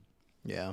You guys mentioned Alfred. I just wanted to quickly throw some more praise on him, because he definitely gets sidelined by like all the 100 other characters that they're introducing in this. But I mean, I think Andy Serkis is just such an underrated actor in general. I think it makes sense in a way because his most iconic characters are CGI, so you don't like think of him as readily. But he's an amazing actor, and you know, I watched Black Panther recently. Even just like the amount of like the range he has from that insane over the top performance to this, even though he doesn't have much screen time in this, I loved every scene with him. I think he just had so much empathy to him, and in that hospital scene, I loved his half of that performance. It was the other side that didn't do it for me. So yeah, I don't think I have too many details to pick out necessarily, but I just love the little details. He's like, here, I got some blueberries for you. Or I like that he's in the Batcave. He's running some of these riddles too. He's figuring stuff out. As you mentioned. So yeah, shoutouts to Alfred. And you know, it's funny, Andy Serkis was obviously a big part of Matt Reeves' the Planet of the Apes trilogy. So it's fun that they're kind of a duo, an unlikely duo in a way. So really liked Alfred, and I'm glad as well that he is not dead, and we're going to see more of him in the movies to come. Yeah. Taylor, you never mentioned on Alfred. Anything to say on you liking the interpretation, not liking it, etc.? I think he was great. I kept seeing what was his name? Eusebius Claw? Eusebius Claw. Yeah, because he has the beard and stuff it's the beard, yeah. But no, I think he was great. I really liked how, again, just the different interpretation. I'm used to seeing like the much older Alfred, you know, like Michael Keaton's and Michael Caine, and even like Jeremy Irons even felt like he was like an older one, but he felt like much more hands-on, like engineer kind of like Alfred, whereas this one just felt different. And I'm so happy that we can have, you know, it's the same characters but just done so differently, which is great. And I just felt like, yeah, he's just an old, you know, house butler just doing like his crosswords or something, doing these Riddler puzzles. So it was great. What should we? You know, actually, I want to talk about Riddler, because I think there's a few more Batman things that I want to mention, but I think they'd probably be better if we're talking about him. Paul Dano's a great actor. Like Dylan was just talking about Andy Serkis with range. You just look at this guy, you think of things like Ruby Sparks. You think of Swiss Army Man. Swiss Army Man, Prisoners. Like this guy is so good, but this role just felt like, because I remember I was so against it when it was the rumors of Jonah Hill being the Riddler, and man, I'm so happy we got Paul Dano. But it was a role that the second you saw, it's like, man, I don't think any, and the other people would have tried, but this just felt perfect for Paul Dano. He did such a good job with it. I loved the mystery of it, and we had some theories about the Waynes and whatnot, but how the unsolving of the mystery, the clues, the riddles, the kind of jigsaw-like traps, again, what I've talked about for years, I've always wanted, I always dreamed by. I remember being in the Saw forums, being like, man, I wish we could do like the Riddler like this, and that's what this was, as close as they could, because it was PG-13, but still they had this ominous feel. And I loved everything about it. And what I appreciated was in the trailers, they had a lot of his dialogue, but they didn't show how like flamboyant he was going to be and how very active, which kind of keeps with like the Riddler. If you look at the Riddler in comic books, he has a bowling cup hat, he has the jacket that's big. He's very out there, right? He's very comic booky. So that was a good way of like, he looks very different. His motives are a bit more darker, but he was very kind of just like, with his followers, just very, like I said, almost flamboyant and had that kind of comic booky feel. So I like that he had that. Unfortunately, like the whole thing with his followers and social media, if this would have came out 10 years ago, I would be like, you know what, I don't know if I buy this. I don't think it's gonna happen. Since like the past 6 years, I absolutely believe this stuff would happen of this guy having this cult that's gonna go and like be doubles for him. And that's an unfortunate thing, but I just performance wise, story wise, I loved everything of this like Zodiac killer 7 sort of feel of who the Riddler is. And he doesn't have that much screen time really, but you feel it every time he's on there. So Yeah, I thought it was just a great job of him slowly kind of unfurling, and you getting to see more and more as he's kind of losing it. Or I feel like he just gets more and more comfortable as the plan kind of goes along day by day, and it's going better. And yeah, by the time you finally see him and he's decided that his plan has worked and he takes the mask off and he's just fully lost it at that point. It's such an I really have no reference for Riddler. Like maybe he was in like the Adam West Batman movie that I watched. He was, Scary. but a very different version. Yeah, exactly. There, yeah. And I haven't seen, was Jim Carrey played him right in Yeah, the don't worry about it. Keaton Don't, era? don't Yeah. worry about Taylor it. Nice. I really don't know much about the character. I understand the concept, obviously. It's pretty straightforward, but they used it so well here in terms of just making his outfit something that's kind of more grounded and realistic. I thought the performance was amazing. Most of the performance, he's behind a mask. You're not really getting to see much other than maybe some eye acting once again. But then it's like eye acting that's like behind like someone watching it on their iPad. So you don't see it super close up. But just the way he highlights certain words, or he'll just like hang on one syllable for like 5 seconds. Yeah, uncomfortable. It's like, where did amazing. Yeah, it's such a choice, but because you never know how he's gonna speak. Like, especially interrogation things. Some things he was getting so animated. I was like, that's why I like that they kind of did play up that, you know, he might be.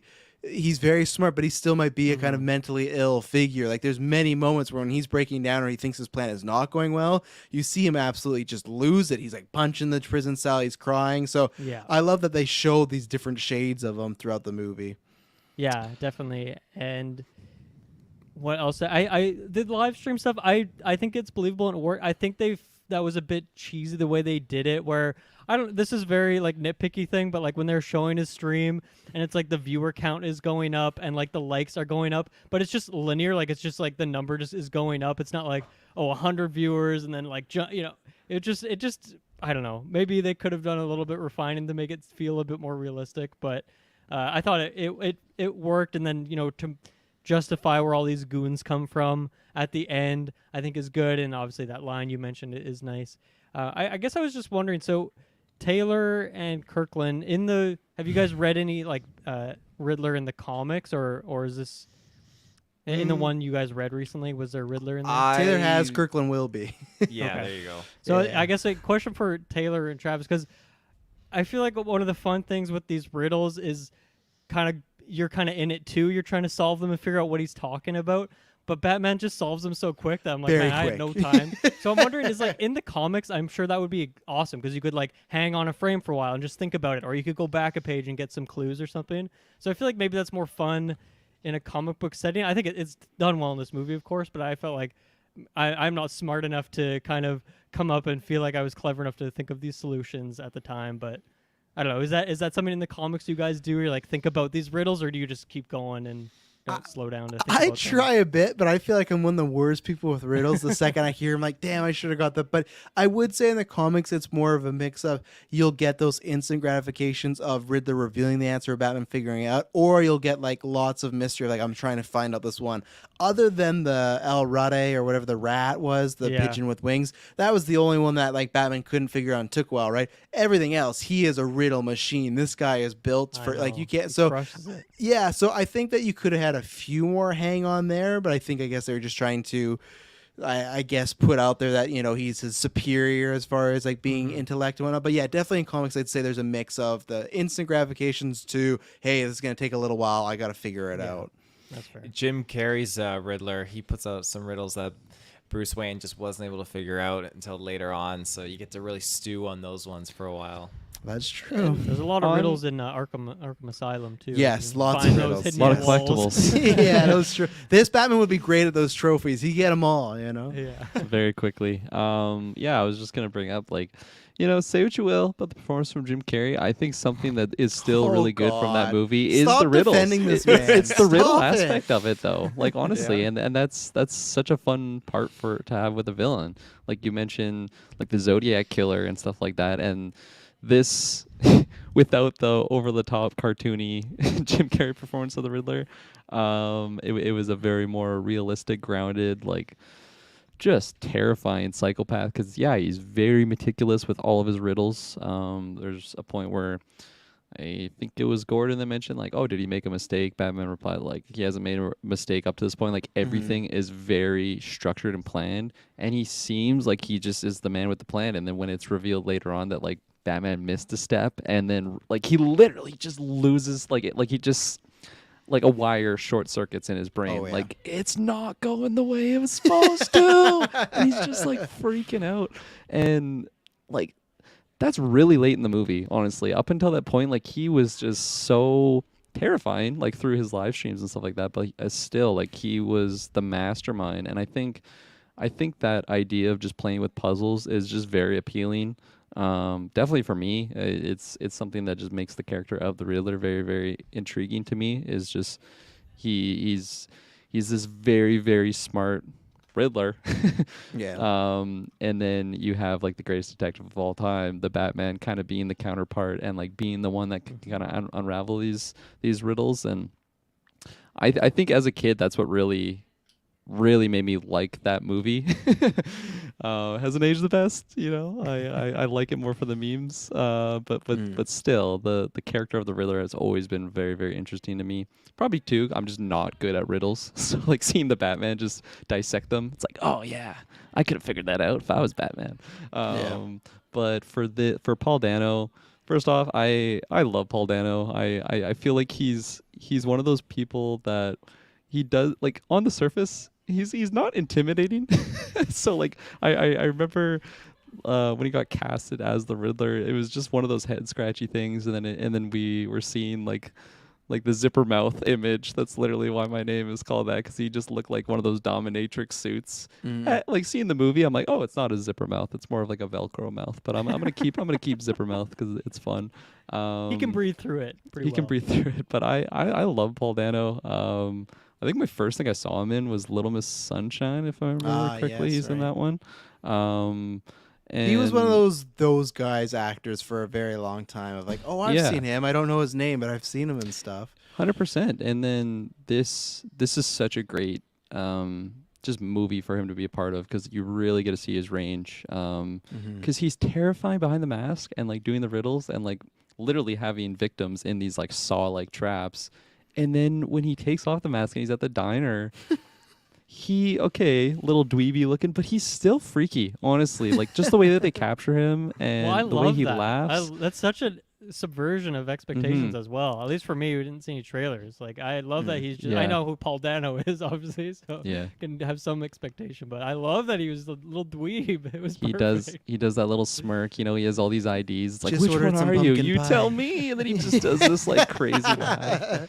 Well, and that was the good thing too. Like in the trailers, they hid his face and never showed it. And I was like, oh, is he gonna be Yeah. scarred? Is something? And no, it's just no. He's just a regular. Like he's maybe a little dweeby, some like scary, but like he's just a regular looking guy. There's no huge defining feature where it's like, oh, the Riddler, look, he has this huge thing on his face. It's like, no, it's just he could be walking in a crowd, he'd walk right by him, right? So I like that, and that's very Seven-ish when they reveal who the killer is in Seven. It's just like, oh, it's just a normal dude for the most part, you know. So Yeah, 100%. I was gonna bring up how we made a big point, or they made a big point of hiding him in the trailers, and it made that reveal very interesting because the whole movie, I'm like, I know we're gonna see his face. I know we're gonna see his face. And then when it turned out to just be Paul Dano, I wasn't disappointed or anything. I'm just like, this is almost scarier because he is just a regular looking dude.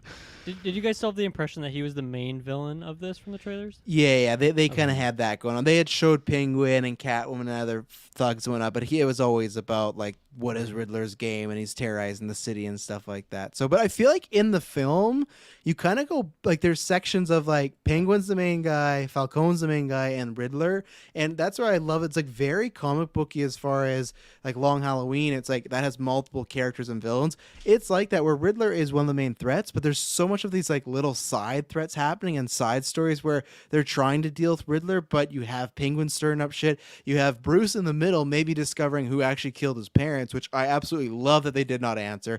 Could have been Maroni, could have been Falcone, or even Alfred says, could have just been some thug. And it's been bugging me this whole time that I can't figure it out. So I love that in the middle, Riddler is the main villain, but it feels almost video gamey too in a main sense. Like, yeah, he's the main boss you're going to get to, but here's all the side stuff you got to do on the way. And I absolutely love that because right when you think things are turned around, nope, Riddler's going to, and you got him caught. No, he's going to flood the city. And I love that he pulled it off. Like Batman, like he didn't even save the day. He just like make the casualty count go from lesser than what it would have been. But I love that a lot of times we'll have, hey, Kirklin, I'm the bad guy, I'm gonna do this thing, and then Kirklin goes and stops it completely and nothing ever happened. Where this was no, these bombs went off, and like I was looking, I was like, okay, when the first dam breaks, are they going to show a bunch of people like just miss it? And no, they showed water just engulf a bunch of people. So it's like Riddler killed hundreds of people. So that's this thing of like, yeah, sure, Batman definitely helped save some lives and Gordon Selina, but Riddler, like, he was mad that his full plan didn't work, but still his damage to Gotham is like gonna be everlasting. Like the whole movie ended on like we don't know what's gonna happen next. We're waiting for the National Guard. Everything is flooded. So it's like if we get a sequel, I feel like it's the villain will actually hit what his plan was. Will have some damage going forward. It's not just, oh, Batman right away, boom, boom, got it done, and we move on to the next guy, you know? That was a very big thing by the end of this movie is it wasn't just sunshine and rainbows. Like it was a very damaged, like a lot of casualties. There was a lot of death that happened from this, and it wasn't everybody like, oh yeah, we're better now. Like at the end of this movie, it's a big resolution. Like even just Batman narrating at the end, like the city's flooded, the state of emergency, there's martial law like in place. Like it is really bad. And like I cannot wait to see the next chapter in this story, right? To see this damaged Gotham hopefully making strides in the right direction. And there's a lot of hope by the end of it, but still, like Batman's saying, like crime is just going up. Like, you know, there's a power vacuum. Yes. You see Penguin just licking his lips, ready to put his flippers on on Falcone's crime syndicate that he's gonna be taking over. And I don't know if they're going this route, but with the ending of that and with the dialogue, one of my favorite Batman stories is called Batman No Man's Land. The difference is a earthquake hit Gotham, and the city gets like broken apart and gets separated, and it gets to the point where like Penguin has his territory and Black Mask has his territory, and they're like little like towns within Gotham, but it's like you don't go there because that's Joker's side of town or that's that. And I feel like that's what they're kind of setting up of like the villains that are left are going to start taking over Gotham. Like, yeah, once they get the city back, you know, this is Penguin's section here. Like when he was literally looking at that, to me would be fascinating. And I think they set it up in a very natural way. And yeah, it was, again, it had stakes. Riddler's plan had stakes, and unfortunately Batman couldn't figure it out in time, you know? 100%. I have go ahead. Sorry, I have a couple Riddler questions. So one, because I guess I just missed this, but how does Riddler know that Batman and Bruce are the same person? I don't think he does. Did know.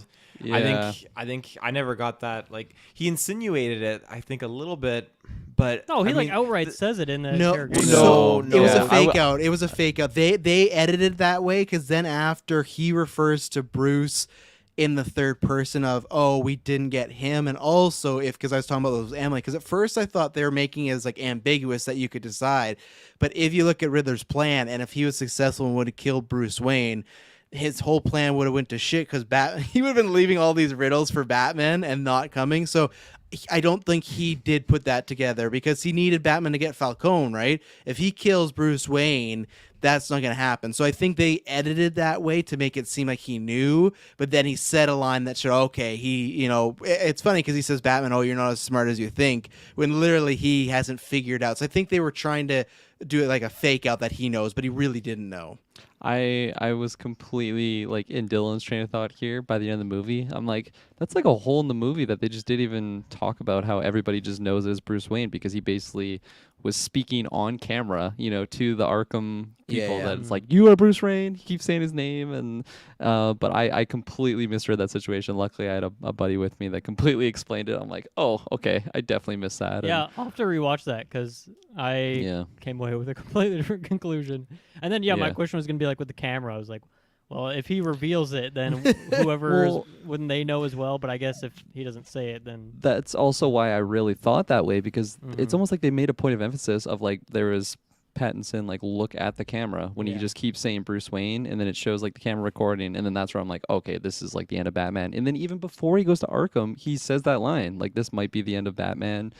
There's like his wall of, I don't know what the fuck you'd call that, his master plan wall. Yeah. There's like a photo of Bruce Wayne and then it's like I know the real truth. So it was a lot of push in that direction. I think I was just kind of connecting dots that I guess weren't there, but I thought were there. I thought it was pretty clear. Like if I was a cop there, I would have been like, is Bruce Wayne Batman? I don't know. The cops aren't the smartest in this universe. No. But that's why I love that. Yeah, he was bringing up Bruce Wayne because that was like his motivation, and that was like I really love Riddler's origin. We had talked about this before of like the orphanage and it going to So shit and good. stuff. But man, I love he just took Batman to town in this conversation with two things. One of him being referred to as an orphan. It's like you have no idea what an actual orphan is. So it like takes down Batman, but also it touched upon, which I think we'll get more. And the movies have really never. Batman Begins hinted at this a little bit when Riddler's like, "Oh, the only reason I'm doing this is because I saw what you were doing and you inspired me." And that's always this great dynamic with Batman is, are the villains there because they just were born and that's to happen, or are they cause and effect because Batman started what he's doing and now in a response times have gotten crazier, and even says in the past 2 years when he's been Batman, crime's gone up. So I love that because Batman's just saying you're crazy, you don't know what you're talking about, but he had really no argument for Riddler because he's just like, oh, I saw what you're doing, your vengeance, we're doing this together. I thought you would be completely on board, and I love that you have this guy saying, and he is mentally ill, so you could make the case that no matter what he was going to see, eventually he would have been inspired to do this. But as of right now, he's saying, no, like once I saw you as dressed as a bat, I decided, oh yeah, I'm going to do this too, and that's going to weigh heavily on our character, I think that was another thing that was confusing me. Maybe Dylan too, of like when he was explaining like you inspired me, and then he's explaining that like you have no idea what an orphan is, and then he's talking about Bruce Wayne. So I'm like, okay, well, he's talking to the orphan Bruce Wayne right now that he has no idea what he's doing, like the trials and tribulations that Paul Dano went through. maybe that scene needed Riddler some went through. work if 50% of people who see it Maybe. got a different conclusion. Yeah. Taylor, what did 100%. you think of Paul Dano's Riddler? They went with the Edward Nashton persona this time. So I mean, I love this iteration of Riddler. I thought it was fantastic. It was scary, serial killer like. Right from the introduction, like we talked about earlier, where the TV's flashing and he's just behind the mayor. Like it's just absolutely terrifying. and the sounds he makes when he attacks him, Just freaky. The just breathing. like impaling on the guy. But my interpretation of that jail sequence was I almost feel like he was putting it out there, saying Bruce Wayne to see, and maybe he had his inkling that Bruce Wayne could be Batman. I don't know, but because you make a good point with that plan that he had, Travis. If he kills Bruce Wayne, then Batman doesn't execute the rest of the plan. But I feel like he was saying it just to see what would happen, get a rise out of him or something like that, because he was saying it in an instigating sort of way. But nothing happened and came out of it. So I think he just kind of simmered down on that because he didn't get a rise out of Batman. And that's what I was wondering too, if they were, and maybe they'll talk about this after, if they had, at first, when I thought about more, I went, oh, he doesn't know. But the very first time I thought about it, thought they were trying to leave it ambiguous for the viewer to decide if like he knows or doesn't know. Because he says the line after when he's like this mask that I wear is really who I am. The mask you wear is really who you is. So it almost was insinuating, even if he knows he's Bruce Wayne, he doesn't really care because he's more interested in the Batman side because that's who the guy is. So I think there is some wiggle room there if they wanted to play with that in the future. Yeah. Another thing too, you were mentioning this earlier on Kirklin about how he's just so unstable and the plan doesn't go accordingly. There was a moment, and this is my interpretation of this scene, when the DA was like, hey, talking to Selena Kyle, like, my ride's right over there, you can come with me. And we get that cut to him obviously in the car watching this unfold. And that brief moment where Selena Kyle is like just kind of like standing there looking, and obviously Paul Dano knows what the DA is saying to her. I just feel like you get a brief moment of panic from the Riddler's point of view here, thinking like shit, if she comes in, this is going to derail my plan. Yeah. And I really like that moment because to me, I could feel the instability kind of building up in the car, and then she just goes off, and then things kind of resume to normal. So the plan goes back accordingly. And what I loved about Riddler is, like, me and Emily are big fans. I know many people are. If you watch any, like, true crime docs, it felt like they were trying to make Riddler as close as to that. Like, anytime he was on screen, like, though as possible. I loved his apartment when we actually got into it. I love the twist that he bought a place, like, just across the street from the Iceberg Lounge. That is some, like, and some people are like, oh, that might be far-fetched. You watch some of these serial killers, like, that's the type of stuff they do. Like, that's the things where they have these elaborate plans and everything, and they have these, and lots of them end up getting caught, but still when you look into it, you're like, man, the lengths they went to go to not get caught. And I just love that his whole life literally was building to this point, and he is just across the way, and when that sniper goes off, it's just, and I love that, just kind of like what Dylan was talking about, the subversion of expectations. He escapes, but whereas he's just having some coffee, making a little Riddle coffee or tea, whatever he was gonna have. So I loved that twist that he was there the whole time, like right underneath their nose, pretty much. He was, And I was gonna bring this up earlier, then I think we jumped into the Batman talk of like the location of the ice lounge, Iceberg Lounge.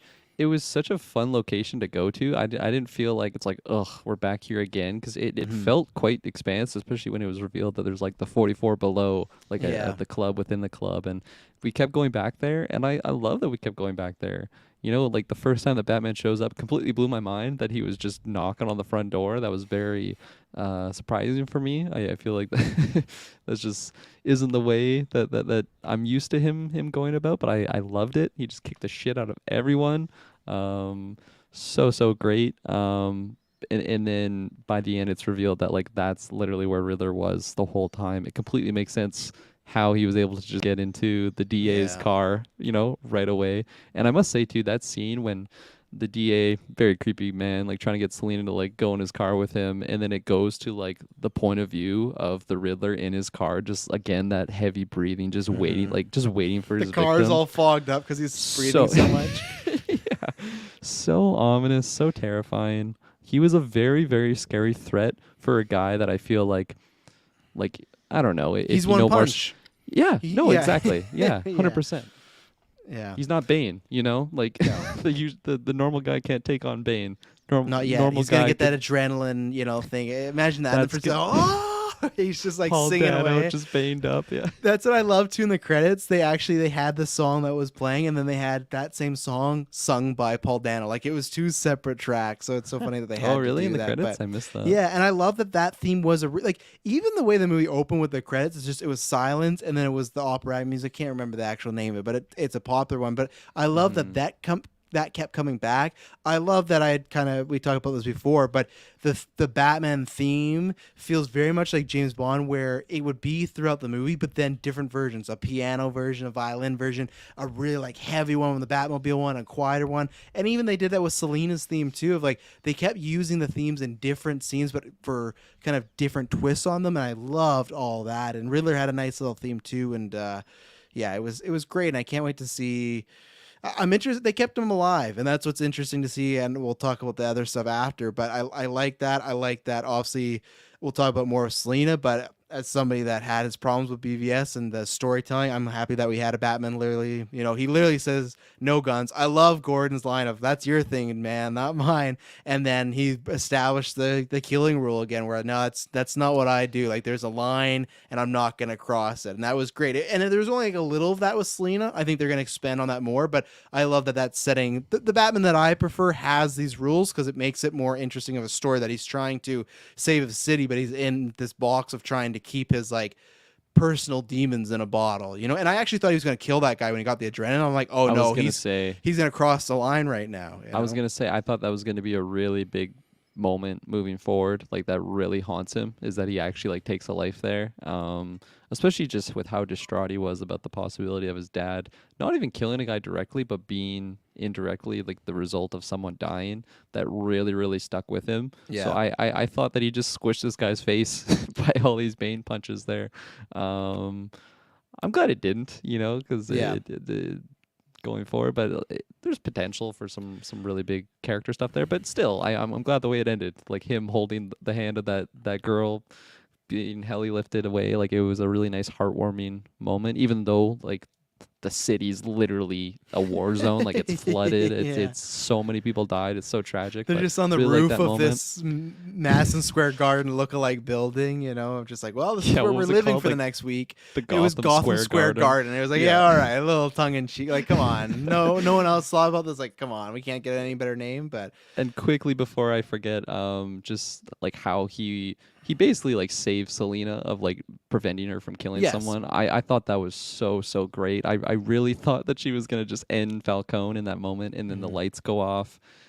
Some people would be like, how does she miss that shot? She was aiming at him. I feel like it's so easy to miss a shot like that, especially when the lights just go out. You kind of like jump, easy to miss there. But I'm glad he was able to stop her from doing that. And twice too, Falcone and the guy. Remember, she kicked that guy out the building, and I love the excessive use that he did this multiple times, where he would just back grapple guy's leg, like not like their foot, like he'd like send it through a calf and stuff, and like that's the Batman I like I don't want him to kill a guy, but he could definitely like, there's gonna be some hospital bills like, oh, what happened to you? Oh, this guy shot a back grapple through my calf. Well, we're gonna have to amputate your leg, sir. You were in that water all day. Oh fuck, like I guess I'm not a criminal anymore. Dies during surgery. Batman kills Riddler, Goon, and stuff like that. Can't afford the American hospital. Yeah, you think it's bad in America? Look at the Gotham bills. That's the first thing I thought, though, when he does the whole light up thing, and the mayor was shot, and she's in that water. I'm like, man, you're gonna get like this is gonna be infected. This gun wound, like that same thing too. Yeah, like I don't know if you're gonna survive this, but it's funny. Like we brought up the DA. It's kind of funny that all of a sudden Gotham doesn't have a DA anymore. I wonder if a certain Two-Face guy might get introduced. Like the second the DA got killed, it's like, well. Yeah, like that to me was a softball. Like, okay, we know what's coming here, and I like that. They didn't say Harvey Dent or anything, but that's the clear like, here you go. It's funny too because when Selena was in the club, and I missed the name at first. They're just like, oh, that's the DA. I'm like, oh, here comes Harvey. Oh, definitely not. What this a guy's scumbag. a complete scumbag. Yeah, He's slime wasted. ball, just doing fucking lemon drops, whatever the hell they call that drug. But yeah. Oh, were they bird drops, or they were something to do with a penguin? I thought, right? There was some sort of Possibly something dropped. Yeah. I forget what it was. I just want to break because like I could forget there's so much, but I did want to say we talked about this before. I did like the mystery of the Waynes being like shady. I liked the whole reveal that Riddler is just revealing all this stuff in the news, and I love Pattinson's reaction to finding out that news of. Like the way they like made Martha's name Martha Arkham, and like she got locked in the asylum, and I'm somebody that personally thinks Bruce Wayne is a mentally ill person and is fucking crazy, so it almost is like kind of like fits, like his mom had mental problems and she went in this asylum, and it's like this is the son of that. And I love that even the whole thing with the reporter getting killed, that's still ambiguous. Alfred says, hey, he didn't know that was going to happen. But then you have Falcone be like, he knew exactly what was going to happen. And there's no straight answer. It's up to you to decide like which way. And I love that each movie we've gone so far, the Waynes have always just been this glowing hope of like, oh, they're the perfect people. This was, no, everyone's shady. And like Alfred, I love just him saying like he was not a bad person. He just got taken advantage of in a very weak state. And he just cared about his mother, not the campaign. But I loved everything with the mystery. I loved everything with the orphanage. That jump scare of just when they're in the hall and some dude walks by and it's just a bunch of tweakers though. But I was like, fuck, like fucking Outlast, like yeah. literally. Oh yeah. Yeah, 100%. And everything with Falcone being the rat, if anyone's seen Departed, that was one of my favorite movies. And that's just like all ripped from there. I loved everything. The mystery, like how it was constructed, the way it unfolded. Loved everything about it. Taylor, you had your hand up. So I didn't realize that the Arkhams were actually like another rich Gotham family, as they talked about in this. Is that actually like comic book? They are. There's like Jeremiah Arkham stuff like that. But I could be wrong here with my knowledge. I don't know if Martha's ever been an Arkham though before. Like I don't know if that's been her sort of.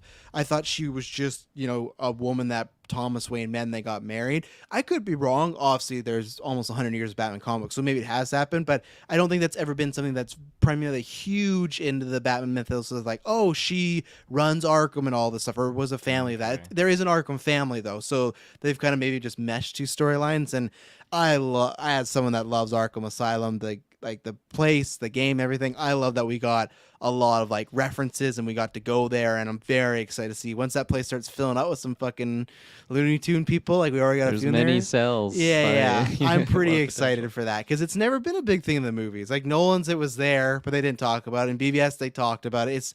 It's this like really big place in the comic books that movies have just not really gone to, and it's been really strange. Like you always go to the Batcave, you always go to certain spots in Gotham, you know, the police station, but this is one that there's lots of potential to do, you know, this insane asylum of Batman rogues and stuff. I want that equivalent scene like from Batman and Robin where you see the clothing rack with all the villains' costumes on it. I want to see a much more darker interpretation of that in this trilogy. You might get it, yeah.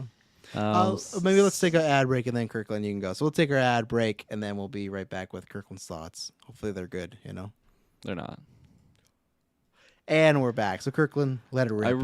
I just quickly wanted to mention before I forget, because there's just so much fucking to dissect from this movie. 3-hour movie, a lot of content in there. But when Travis, you brought it up, when Bruce Wayne just reacts to the news of his parents just, you know, being actually sketchy, like his dad possibly being the direct result of someone dying, and then he goes to the iceberg lounge, and just as Bruce Wayne, Yes. completely surprised me there.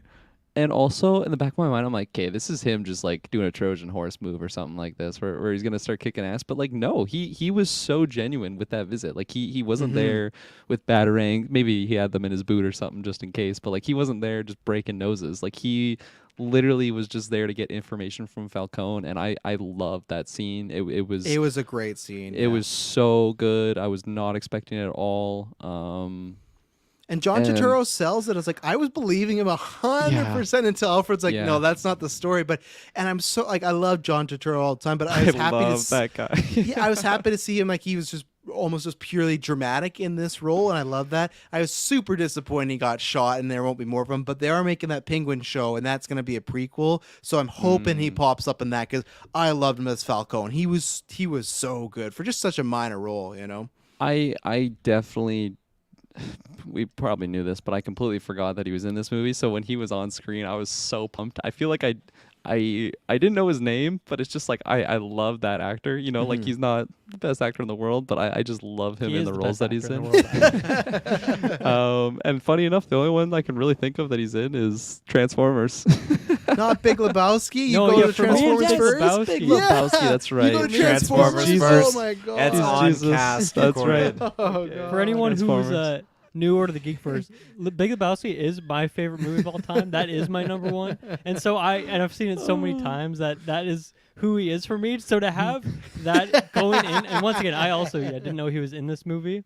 And so it adds this kind of creepy sleaziness, like backstory to the character in a way, which, you know, is not there. But once again, that's just like a casting thing. Like he was so great in that role. Yes. It is a simpler role, but I was so happy to see him, and I loved all that character stuff with him. And Well, and fuck once you again, up, yeah, man. that scene was great. And then he goes back, he goes back to the hospital, and then it's like, oh, actually, that wasn't all true. It's good. I think maybe one.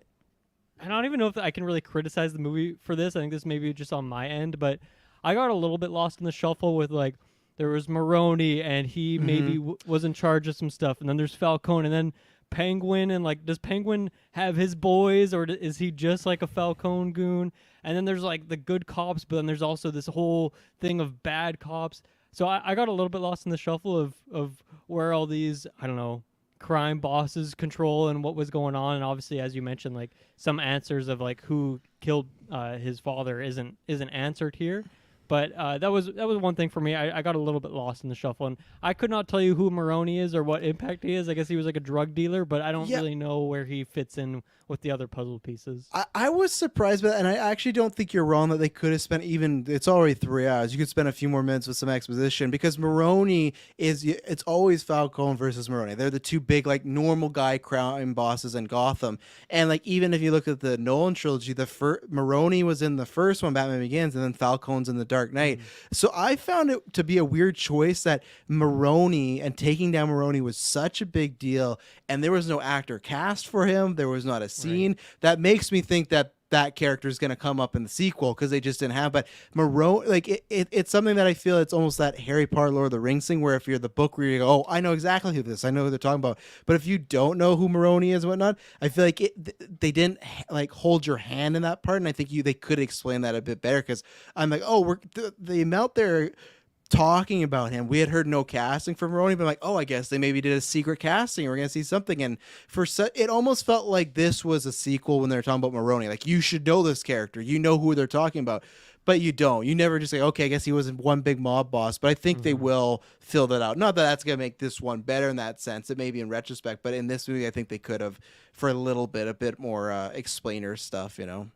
Yeah, I mean, I could not remember that Falcone was a character in The Dark Knight. Like that, my knowledge doesn't go that deep. So for me, it's all new characters, and a bit hard to follow at times. I knew of the character of Falcone from The Dark Knight, but right at the start of this movie, when they mentioned the name Maroni, I was thinking that was the same person. So going into it, I'm like, oh, this is really interesting that they actually like killed off this character before the. He was killed off, right? Well, he's in prison, I think, right? Okay, so he's just out of the picture. Yeah. So I was really surprised that we were going this route. It's like, okay, we're gonna see new villains here. And then obviously when I heard the name Falcone, it's like, oh, okay, there is two. But yeah, I'm very intrigued on just the crime syndicates and what happens there going forward. I mean, I mentioned Penguin licking his lips, on there, and we haven't really talked about him.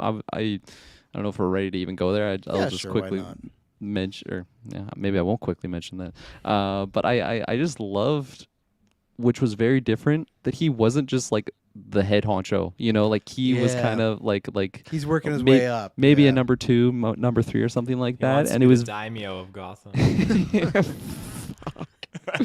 He's got to get some teeth veneers done. Don't bring up Boba Fett on such a good review right now. I don't want to think about Boba Fett. All right? We're gonna end it here. Yeah, I don't know. We're doing so good. You don't want another reference. But yeah, no, he was Falcone's right hand man. That's what they said. Yeah. But his ego was bigger than anyone in the world. You would think he was the number one guy. Yeah. I loved him so much. I really, really like the character of the Penguin. For a big part, again, it's like this Jim Carrey thing. Say what you will about the Danny DeVito thing. I love it.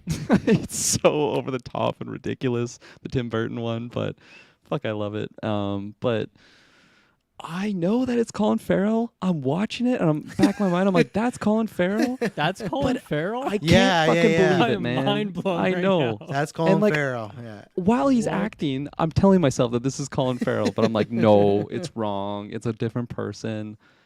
10 out of 10 prosthetics and acting. 10 out of 10. They better get the Oscar phenomenal for prosthetics, because that makeup and it doesn't even look bad. It doesn't even look like a bad fat suit. He looks so believable, and I don't have much to say on Penguin other than he was just enjoyable. I'm very curious how they're gonna do a show of him on HBO Max. Like I get you sell it because like it's Penguin, it's Batman, it's Colin Farrell. fair enough, but I'm interested, and I think if you're into that, like the crime syndicate of Gotham, that's what that show's gonna be about. But I'm just so curious because he's not a likable. He's likable in the sense of like we like him as like, oh, he's a fun villain, but him to be the main character of a show is gonna be interesting because he's not a likable guy. He's a piece of shit. And but yeah, Colin Farrell knocked it out of the park. Whether it was the Batcave, I'm looking at side by side pictures, and I don't see it at all. I know, That's right? Crazy. but whether insane. it was the Batmobile chase or I really love the scene him and Batman had. First, I'm just interrogating him and he was like seemingly helping out Batman, but not really. And I love that it was just not this like high octane, like, oh, the second Batman gets Penguin, he's going to lock him up. It's like, no, he's going to pressure him a little bit and just see like he can't arrest him, but he's going to, you know, I'm very excited to see what dynamic goes. And I feel like he's going to be the same way Scarecrow was in the Nolan trilogy where Scarecrow just kept popping up. That's going to be Penguin because he wasn't arrested. And I liked too when they left him shackled there for a bit. And he's waddling like a penguin. Like literally, that's how they Yeah. leave him. It was hilarious. And then you mentioned like the car chase scene. You know, like I knew how that scene was going to end because of Dylan, you didn't know this, but like that's how one of the trailers ended, was like his car flipped upside down and then you see Batman walking towards him upside down. Fucking, and then the theme hits. Oh my god, that was so epic. Yeah. But I was still like at the edge of my seat during that entire chase scene.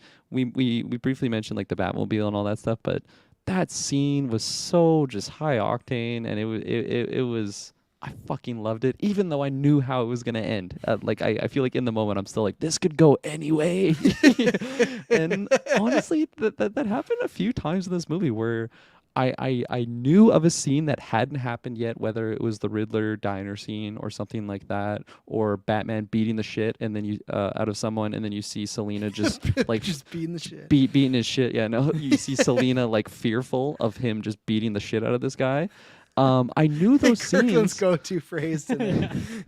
I knew that the scene was coming, but I was just so engaged in the movie that until it happened, it was like, oh shit, I forgot about this. I keep saying shit. Now you guys are pointing it out. I got to replace it with something else. Don't worry, we can put the explicit tag on this. Yeah.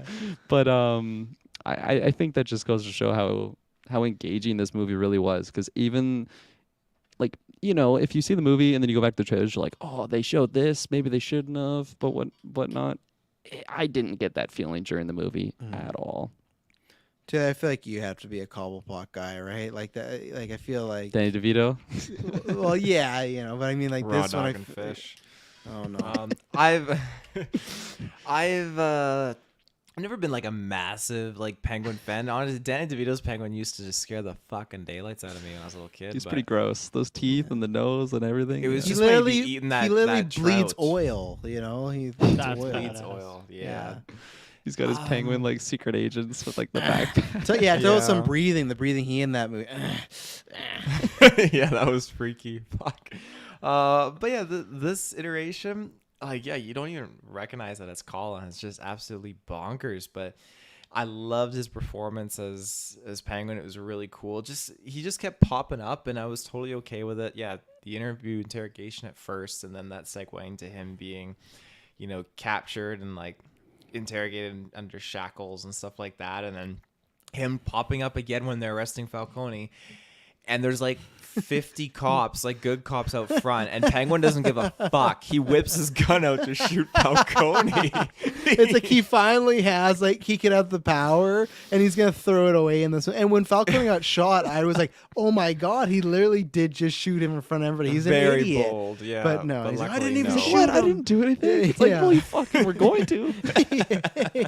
Yeah, it's like he only got saved because like Riddler just happened to be there at that moment, you know. Yeah, absolutely.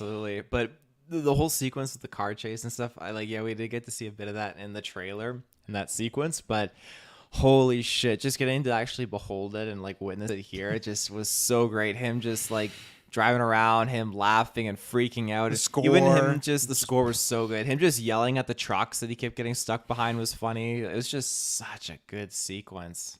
Yeah. Okay, we talked about Penguin. Maybe we should talk about Selena Kyle because we haven't talked about her yet. Tiff, you always keep going last, so I'll let you have the floor. What do you think about Selena Kyle? Because they didn't drop Catwoman once in this. I feel like it's kind of similar to Penguin, where this is the start, and you'll probably see like a higher costume going forward. But you have Selena Kyle in this movie, who's pretty much a co-lead in this one for quite a bit of it. Yeah, I quite like Zoe as Catwoman in this. She did a really, really good job. Zoe Robb, he's on first name I basis find it with all of interesting them. when you pick just the first name. Colin, you know. I really liked Anne Hathaway as Catwoman as well, but seeing a new iteration is always a good time. And she was just super fun and mysterious, and just she fit the bill. She fit the role so well, and I really what was that one part? Her being related to to Falcone was an interesting twist as well. I wasn't expecting that. But just her dynamic and her just trying to like get revenge and just be killing people, and Batman's like, no, stop it, and all that stuff. But like the sexual tension between her and Batman was really, really nice. It's really No Batmobile sexual. scene. I was sad No, about that. sequel. That's why I stayed through the end credit. But no, she was just fantastic, and I love that just riding the motorbikes around and stuff like that. I loved when he gave her the eyepiece and she put it on. She was in the club like interrogating and kind of like that's poking good around. That shit. was a lot of fun. When she was trying to get the money and she saw her former colleague unfortunately butchered to death inside the back of the trunk. Former colleague. You're so Batman, this was my well-spoken, former yeah. colleague. I was looking For for acquaintance, yeah. Like, he's not wrong. They did work at the club, right? So it's like he's not making a false statement. It's just I don't think that's the way she would describe her friend. Yeah. Like if I find Taylor dead in the back of someone's trunk, I'm gonna be like, oh no, my colleague. That's the politically correct term, right? Yeah, now it He'll is. be in your trunk. What are you talking about? No. I don't have a trunk. I don't drive. He'll be in my bike. He'd just be a dead body just strapped to it. Dylan, what do you think about Zoe Kravitz as Selena Kyle? Yeah, I think she stole the show for me. She was so Whoa. captivating on every single scene. There's just this mystery to her. She's completely reckless that made it so you just couldn't predict what she was going to do moment to moment. Obviously, you guys brought up how she just like was open to kill these people, and she did the action to do it, but then someone else saves the day. So it just added this element to this unpredictable element too, where I didn't know if she would go against Batman or continue to work with him. The acting is phenomenal. I like the little details. Yeah, like they never say Catwoman outright, but just the little things. So when they're in her apartment and she just like chooses to drink milk instead of something else, or she does the walk, which is obviously just very, she's throwing those hips back and forth, but all just a foot in front of the other, very much like a cat. The 9 lives line, I really liked that line. And then she just pieces off the roof. Oh yeah. Very risky. Imagine if she just fucking splat and that was like the end of her, Yeah, that That would was be like the pretty main thing I thought anticlimactic. when she jumped. I'm like, what if she just missed? Cat's got 9 lives. What I was also, I looked at her IMDb page after. I'm like, man, I've seen her in like 4 or 5 things Yes. actually. Somehow I feel like I never have. She's always just been in like kind of minor roles, but yeah, like this was amazing. I was so impressed by the performance all around, and the tension between her and Robert Pattinson is just amazing. So yeah, to me it was very amazing. I like the ending to that shot of them going on their bikes and kind Yeah. of racing each other a little bit and then going separate ways, and you see Batman look in his mirror, but does she do the same? We don't know. And then she kind of just it's like she doesn't just go over the hill, she like disappears. Yeah, it's like a figment of his imagination. Like she was never fucking there. Like yeah, I loved that shot of, because they say bye, and I feel like, man, this is really awkward. It's like when you say bye to your friend, but then you're still like leave it. Oh, I forgot my jacket. Like so they're driving together. But I loved the final shot of them literally stopped and they go their separate ways, and almost like.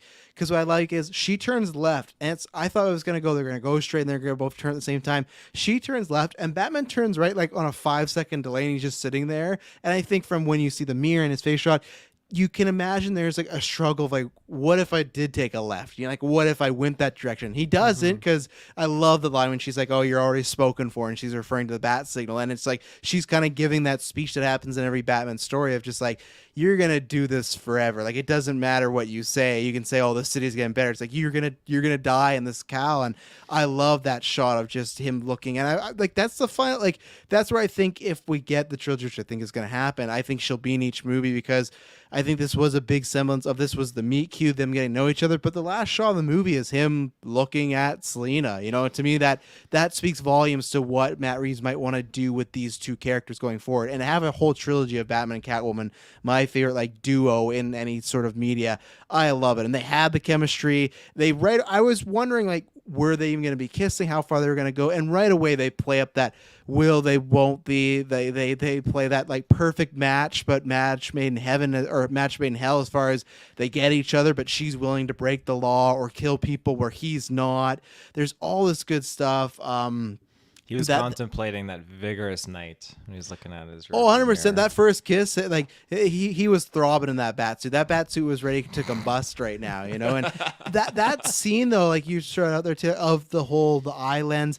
That to me I love because it felt very much like a video game of like seeing Selena's point of view and her just like going to characters and just like, no, you got to scan all the faces. Like I feel like we've like in the Spider-Man game, Dylan, when you play as MJ, that's what that scene felt like. Like this is the walking character scene, but he just learned so much. And I'm somebody, I love Michelle Pfeiffer, so that was very hard to match that. I think she did. I still prefer Pfeiffer a bit just because there's some character stuff in there, but this like the Pfeiffer thing was 1 to 100 really quick. They're taking a slow burn with her. I think this is one, if you don't know Zoe Kravitz, it's like a star making type of performance. It's so cool that she voiced Catwoman in Lego Batman, and here we are years later and she's doing this, and I thought they nailed it because I liked Anne Hathaway enough, but one thing that they didn't nail in those movies is Bale and her did not have that chemistry where you're just like, oh, I want to see these together so bad.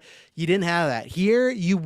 What you want is at the end of the movie, you want for yourself to have, you want Batman to go with her, you know, even though you want him to be the Batman, you want him to be like, just go Selena, like take off. I was thought he might take off his mask in that last little bit because she's just asking, hey, maybe if you want me to stay, but he gives her the cold shoulder. But even if he doesn't want, that's the perfect. And they use this line in Crazy Stupid Love, but she has the perfect combination of sweet and sexy because she is a gorgeous woman. She's doing all this very seductive things, but there's moments where she feels very innocent or very exposed in a way where like that scene where she's checking on Batman after he's been shot with the shotgun stuff, she looks very concerned and she looks very hurt, and even the stuff she looks very insecure with Falcone. And they did a great job. I think that's all to the writing, and I do hope if there is a trilogy that she's in every one because I think they're nailing the dynamic already. I think it could only grow more, and I was surprised they left on good terms. I didn't think that would be the case, and I do like that again. So he knows that she's Selena and maybe would become Catwoman.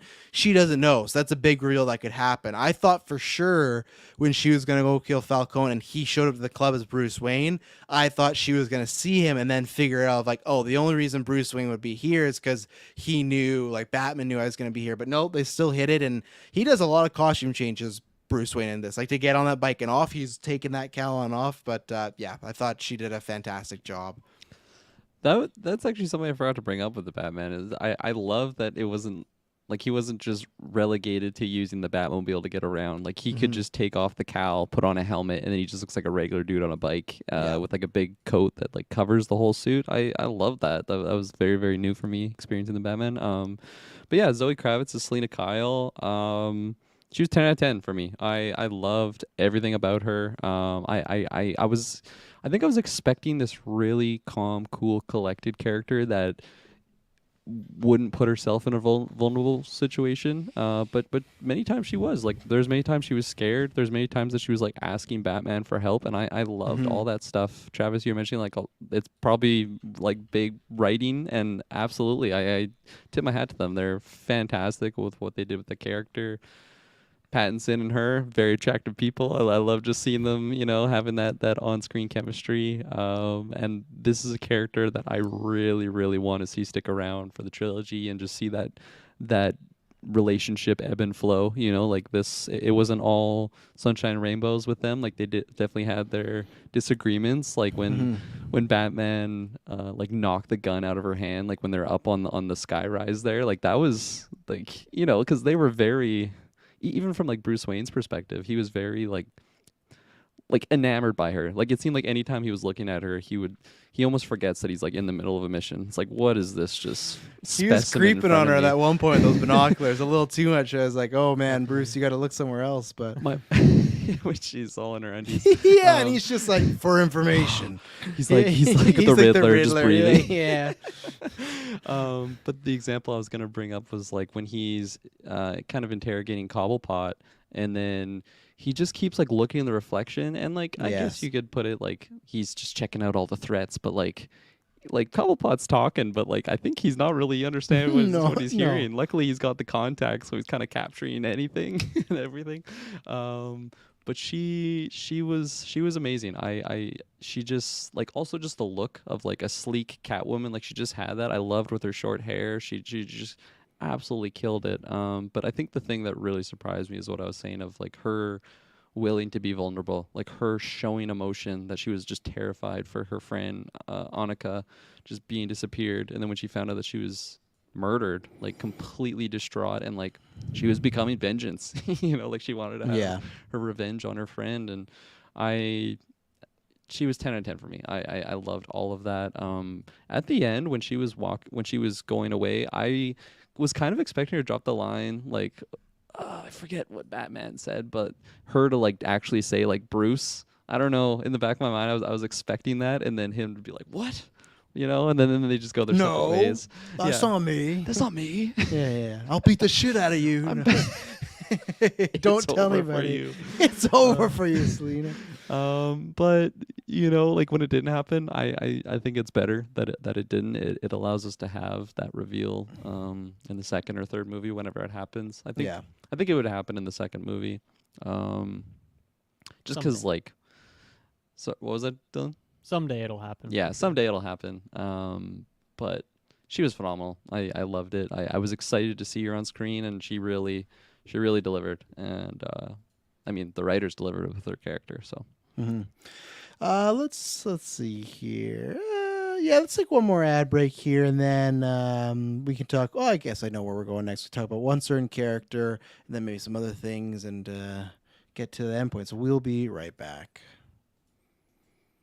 And we're back. So one other guy we have to talk about is Gordon. I just want to say I really like Gordon. I think he works as like a perfect like Watson to Sherlock Holmes sort of sidekick. I love that they feel like legit partners.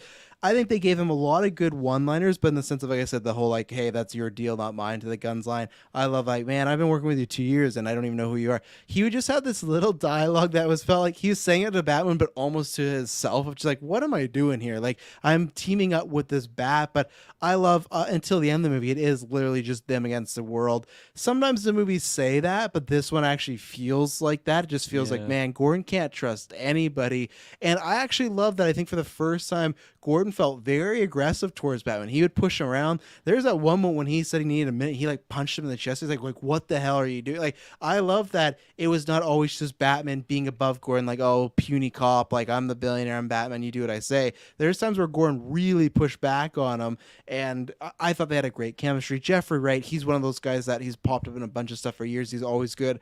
And again, he's good here. He just feels Gordon is the quintessential Tom Hanks character where he's just a normal guy trying to do good. Sometimes that can be a boring role. Gary Oldman did it very well. I think he did it very well as well. So I'm saying lots of well. It's my shit like Kirkland's. But I'm very excited to see more adventures with him. But if it was just even this movie, I thought he was a great counterpoint to Batman and kind of trying to be the torchbearer of the good guy cops, or a change for Gordon. So 100% agree. I think he's another actor too that I've seen him around, but it's always in like very minor roles. So it was cool to see him in a much bigger role, and he was in it a lot. And I just think once again casting was great on this one. Mm-hmm. And I'm happy he's gonna be around. And I don't think I have too much to add beyond what you said, but I really liked his addition, and he was in it a lot. Like he had a lot more screen time than Alfred, for example. Which I don't know if that's normal, but anyway, he was in it a lot, and it was good to see. Yeah, no, I definitely agree. He was great. I really grown to like Jeffrey Wright a lot. I feel like I've always liked him, but I didn't see him in like big roles, so it's like, oh yeah, that guy's good. But then I would like forget about him. He probably would be overshadowed by like some of the bigger protagonists in whatever media thing I was experiencing with him. But then obviously big time on my radar because he was the Watcher and What If. Super just lovable, iconic voice. It's so powerful, and seeing him as Gordon here, it was awesome. You know, Travis, you mentioned like the buddy cop thing. That was so great. And yeah, no, I don't think I have much to say because you just nailed it, and he was fantastic. I'm really excited to just have that pairing moving forward. You know, like I'm glad he didn't die or anything like that. I wasn't sure if he was going to be a target. He wasn't sure if he was going to be a target. Batman reassured him. He's like, no, you're a good cop. Like, you were not going to be targeted. And I'm glad he wasn't, because I don't, you know, like Gary Oldman in the Dark Knight trilogy. That's his name, right? It always sounds weird. Yeah, it's in Gary my mind. Oldman. Yeah, okay. Like he went through a lot of shit in that trilogy. I'm glad in at least the first movie with Jeffrey Wright's Gordon, you know, nothing too crazy. Especially like reading through the CBVs that we're doing. It's like, fuck, Gordon has gone through so much terrible shit in his day. It's nice to just have, you know, dealing with a lot of corruption and dealing with a lot of corrupt cops, but still, his wife and kids weren't being kidnapped here. Yeah, he is married. I saw a ring on his finger though, so yeah. Barbara is out Potential. there. Maybe Babs as well. So the new DA is gonna just kidnap his family. yeah. It's about what's fair. Deerfield. Taylor. Well, Jeffrey Wright, like my first experience with him would have been Hunger Games, and like right away, like he stood out as a prominent actor. So getting, you know, As a prominent, he looked Prominent over. This is a actor. He's an prominent up-and-comer. actor. Yeah. Yeah. He's Turn gonna to be the Madison. Batman. He's gonna be in Batman one day. Yeah. As Batman. I'm just thinking like middle school Taylor's like, that's a prominent actor. Right there. that's a prominent one. Seeing him in the role of Gordon was fantastic. I loved just getting the dynamic, especially we saw this scene shared earlier when him and Batman had the one-on-one and the cops are waiting outside the room. And I just love that. I love it so much when he leans in. He's like, you know, you're going to hit me, take this key, go down that hall. And afterwards, it's like, you know, you could have pulled your punch back a little bit. I did. I did, yeah. Their dialogue was so good together. I loved how they played off of each other. And I loved how he just really fought for him and advocated for Batman just showing up right from the get-go when the commissioner strolls in, like, what the hell is he doing here and everything like that. It was great to see this. And yeah, I mean, you mentioned it earlier, like that mask is coming off without Gordon there. Oh, So, yeah. And go ahead. I was gonna say I loved how intense that scene was when people were trying to take off his mask. At one point, they throw Batman on the side. They're like, "That's it, you assaulted an officer. We're gonna arrest you for assaulting one." And he's like, "You should arrest me for assaulting three." And Gordon's like, "No, hey!" like Batman was ready to rain down hell and brimstone on these cops because, like, at the end of the day, most of them are dirty. So it's like, not that he doesn't care, but it's just like he's not gonna feel bad about doing it. So I loved everything. And when he's just running through the police station, like, imagine if you're doing your job and just this man in a fucking yeah, a man in a bat outfit just runs at full speed, and you're just like, "Fuck, I'm going back to Detroit. Like, I'm not gonna be in like Gotham here." Like, and I love when he just says like that. I love the bat grapple comes out of his wrist, and when he just go up there, that shot of just a coliseum of just like cops just trying to shoot at him, and he's just going, and yeah, that was a great little set piece there in the prison. I love just what you brought up there of like Batman basically understanding that majority of people in this room are the enemy. Like they are working for the bad guys, and it's that really interesting dynamic where, you know, he trusts Gordon and Gordon trusts him, but Gordon understands that like you can't just fucking kill all these cops, or, you know, he's not gonna kill them, but just beat the shit out of them, break their teeth in.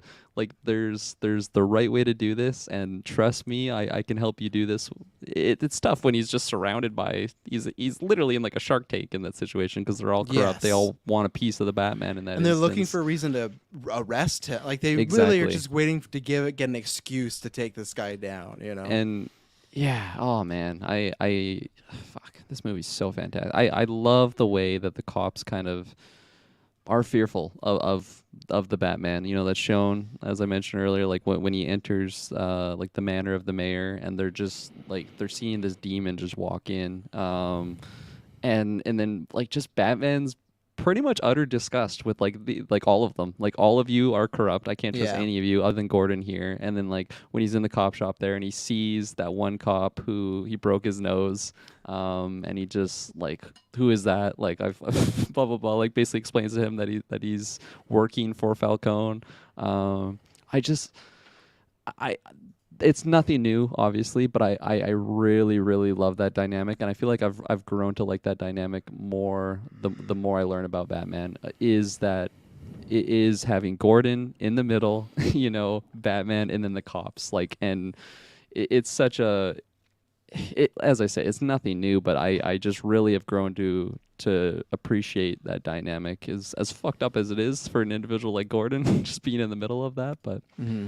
it's fantastic. That leads into one criticism I have, which is that they're talking up all the cops are bad. Falcone's got them all under his thumb, and then when the scene when they're like arresting Falcone, and Yeah. Batman brings it up, he's like, "Well, how do you know which guys are good?" He's like, "Don't worry, these guys are good."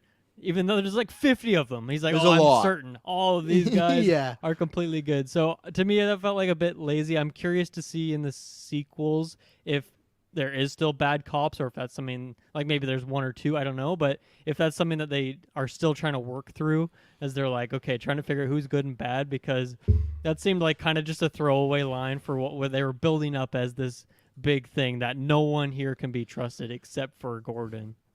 No, I 100% agree, because I was surprised how many there was. I was surprised, like, it felt like there was maybe a scene where Gordon had maybe talked, because it felt like Yeah, even like if they didn't need to put 50 cops there, Yeah, you know? and They even- could have put like 5 or 10 and it would have been maybe more believable. even if there's not good cops, you could see maybe these cops are turning because, like, oh, well, the tide's turning because, like, he's getting arrested. We don't want to go down with him. But that's where I feel like I'm not sure if there is. It felt like to me there was a scene to explain why these cops would be here, that Gordon's found a way to either get them all. Yeah, I did think it was a lot. From at one point, it was like, we can't trust anybody to Gordon.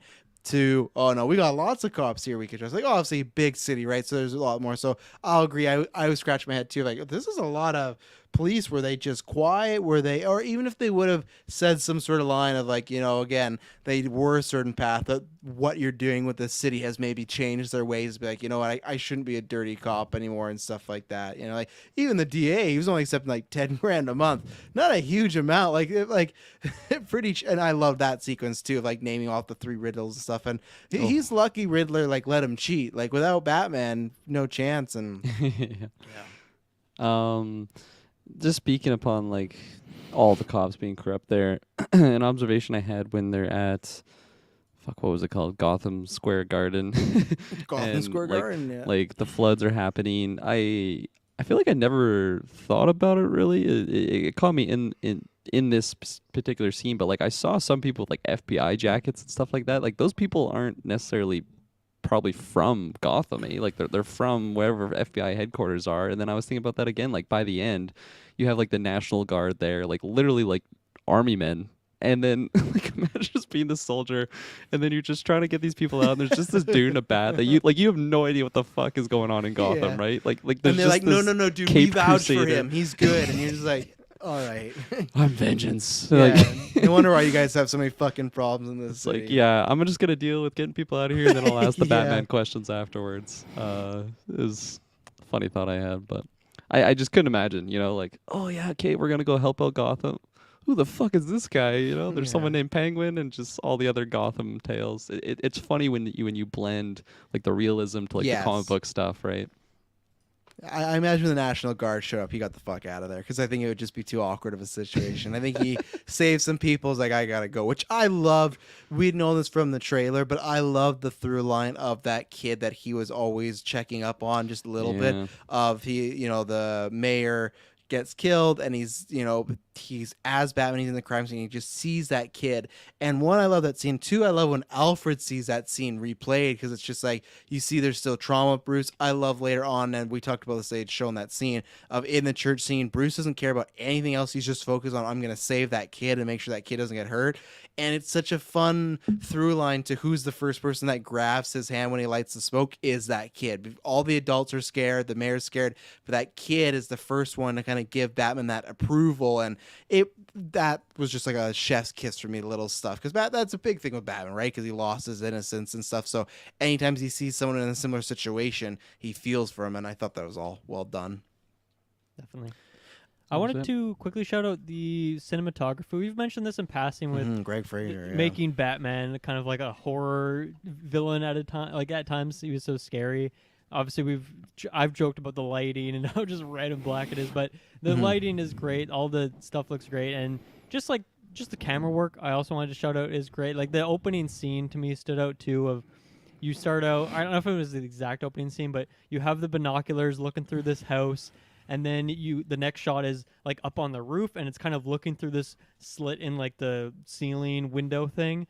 And then you kind of zoom in, and you're looking at that character, like his face. And then it turns around, you're seeing what he's watching on TV. Yeah. And then that's when you kind of get introduced to Riddler, and then that continues from there. But just the camera work in general is great. It's what I expect from Matt Reeves after seeing the Planet of the Apes trilogy. But yeah, just solid the whole way through. Good stuff.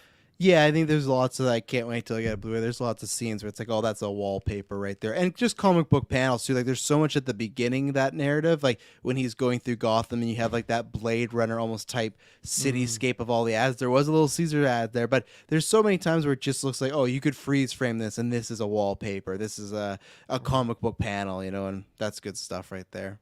Yeah. 100%. Like, any green screen scene, it didn't feel like it was green screen. I felt like they were in Gotham, and it felt very real, and all the artsy shots were phenomenal. Like the top downs, I think it's when the DA is entering his vehicle and that top down shot, and then it kind of pans out when he is the viewer at that point in time, but it's just like a red and blue flash, and then it kind of zooms out.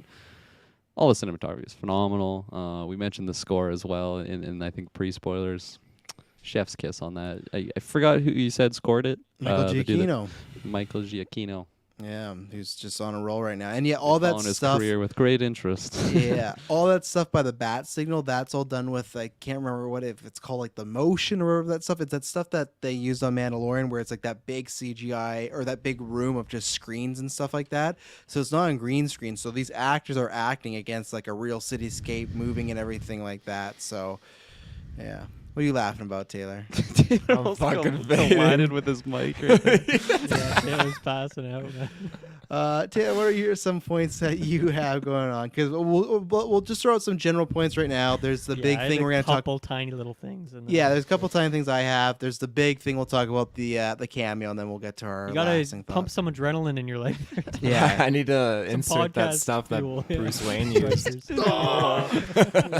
Start punching your wall. Some points just overall from the film. We're just kind of anything you want to?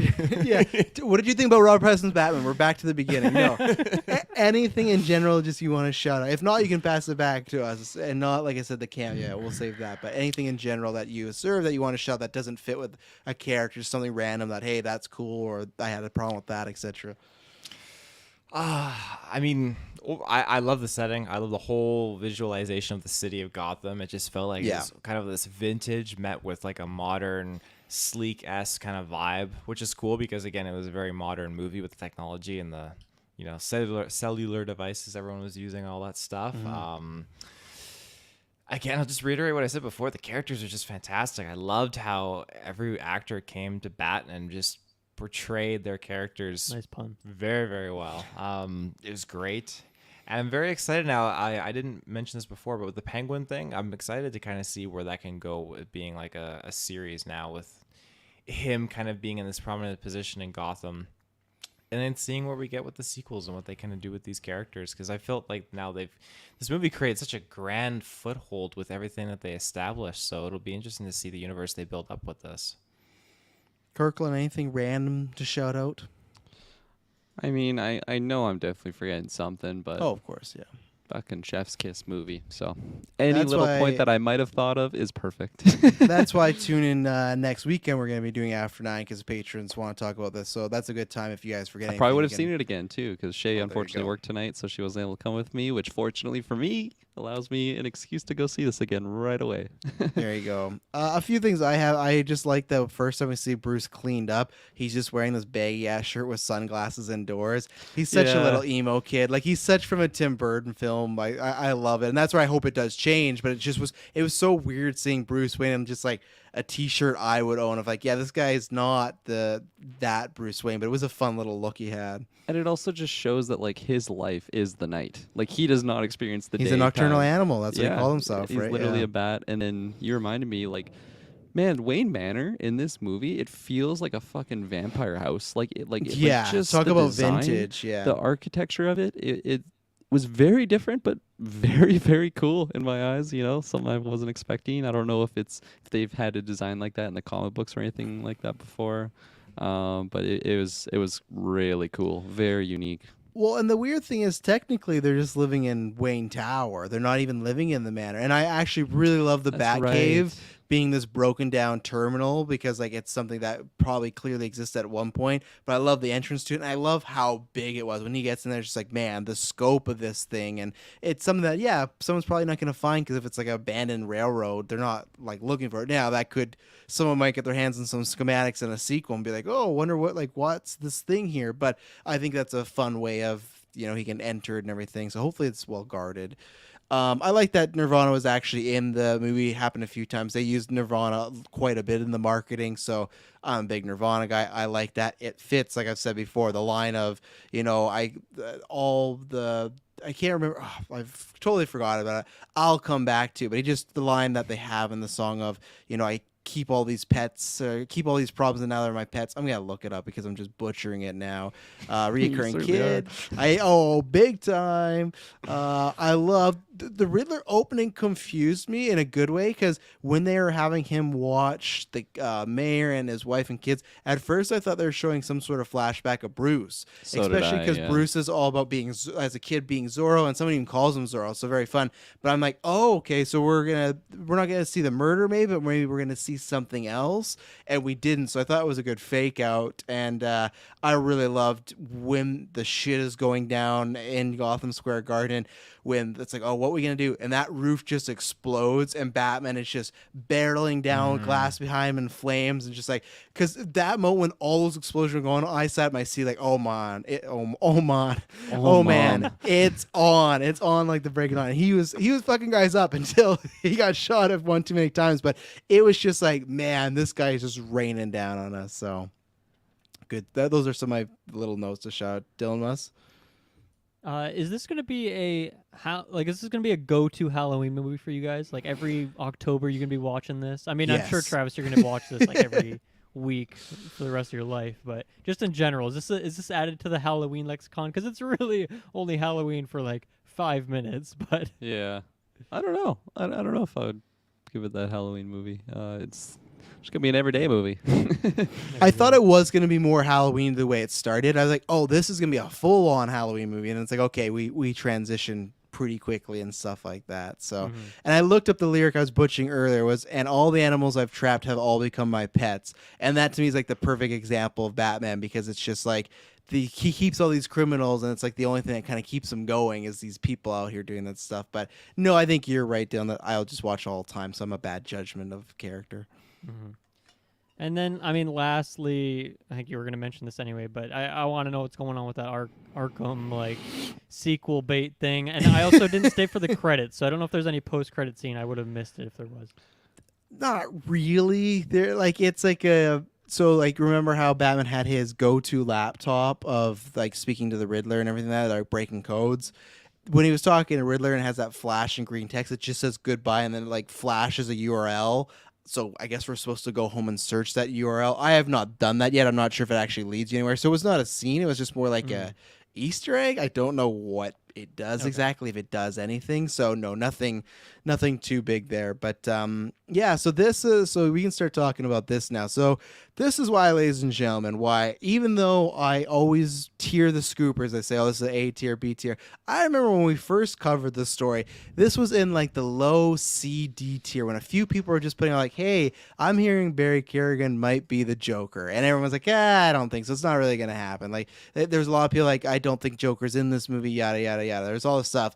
And then his brother posted, man, I can't believe they announced that he's the Joker. And at that point, people still didn't know, is his brother trolling? What is not? And here we are months later. They did not drop him by name. In the credits, he is unseen Arkham prisoner. But you have a guy who has a messed up face. He is looking pretty pale. I didn't see any green going on, but then he's just cackling like a motherfucker. So Dylan, yeah, there were rumors about this before because I think they test screened it and it kind of got out. But the rumors were very small and everything like that. I think the only thing you would have seen him in is he is Druig in Eternals. You didn't watch Eternals? No, you didn't even. Not yet. He was in Dunkirk. He's in Dunkirk, he was yeah.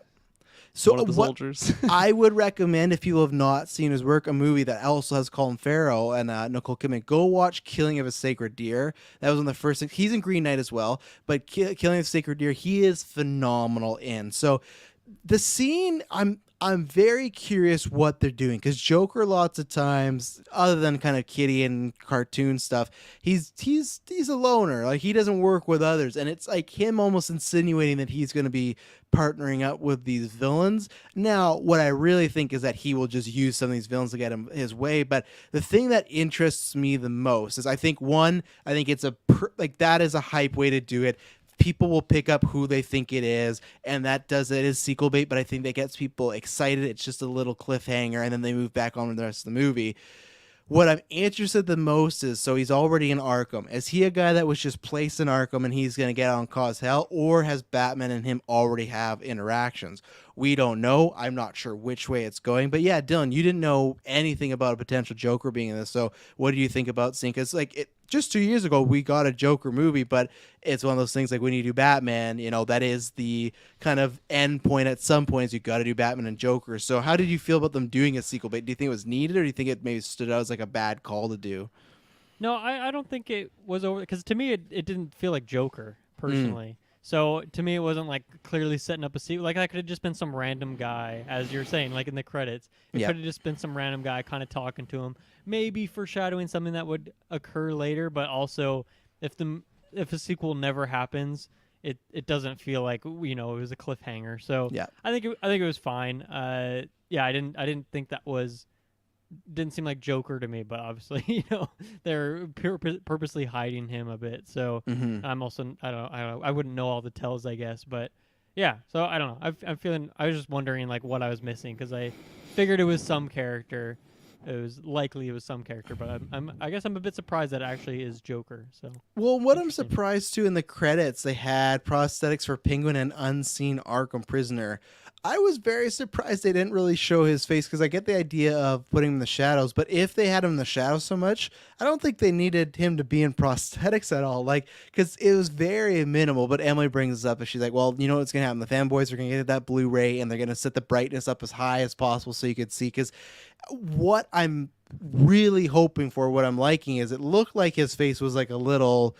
I was gonna say damaged, but I never want to say damaged. But it was like a little disfigured, and that's what I'm always hoping that I've said before, that we have so many versions now since the Dark Knight of the Joker always does paint. He always does paint. I would like if he has some sort of deformity and whatnot, but again, it was very little. So, Kirklin, what did you take from this scene as far as just like it in general? Obviously, it seemed like, again, it's not confirmed because he's still just unseen Arkham prisoner, but all signs are pointing that Barry is he's going to be the new Joker. And I don't know if that means he pops up right away in 2, if he's sitting around. I don't know. What do you take from all this? Yes, I mean... And you didn't want Joker either. We talked about this months ago. No. You're like, I didn't want Joker in this. I'm okay with this though. What I didn't want was, okay, we have the Riddler as the main villain, and then all of a sudden there's this weird twist where now the Joker is the big bad. Like, I think this is a perfect placement for it, because it's right at the tail end. Majority, like, the GA isn't really gonna know. Like, I heard people behind me like, is that Two-Face? Because they showed him kind of like the one side, a little Ripley, almost like Harvey's burnt face. A little Ripley. Give me some of those Ripley flavored chips. But honestly, I audibly gasped like in this moment because again, it's one of those things where like we've casted on these rumors like Barry Mhm. Keoghan is in the movie. What's he gonna be? And because I'm just so engulfed in the movie, I'm not even thinking about what could be coming or what I know is coming. So he's here. He's kind of, or sorry, we have the Riddler just whimpering and moaning that didn't kind of go his way. And then Barry Keoghan has one of those voices that's just so recognizable. He's got that Yeah. heavy. I think he's what is he? He's Scottish Irish. One of those. Was he? Um, Me and Emily debated this. Was he trying to hide it? Because if he was not doing a great job at Yeah, it. Like 100%. If he was trying, he didn't do a good job. Yeah, I hope they just said like, don't try and do an American accent. Just try your best. Because like, yeah, it's a very thick accent the guy has. So as soon as I heard it, it's like all of my thoughts just came rushing back in, and I'm like, holy fuck, this is the moment. This is where we have the Joker, and I am so, yeah. I didn't want it like before the movie, but I could say I was wrong. Like this was actually a really really smart way to do it because I love the fact that he's in Arkham already. I love the Yeah. fact that it's not like who's this new guy just starting crime in Gotham. Like no, he has a history. He's in Arkham for a reason. So do you think Batman's a part of that history though, or do you think they've not interacted yet? Dylan's saying no. I don't know. I'm unsure. Big question mark on that.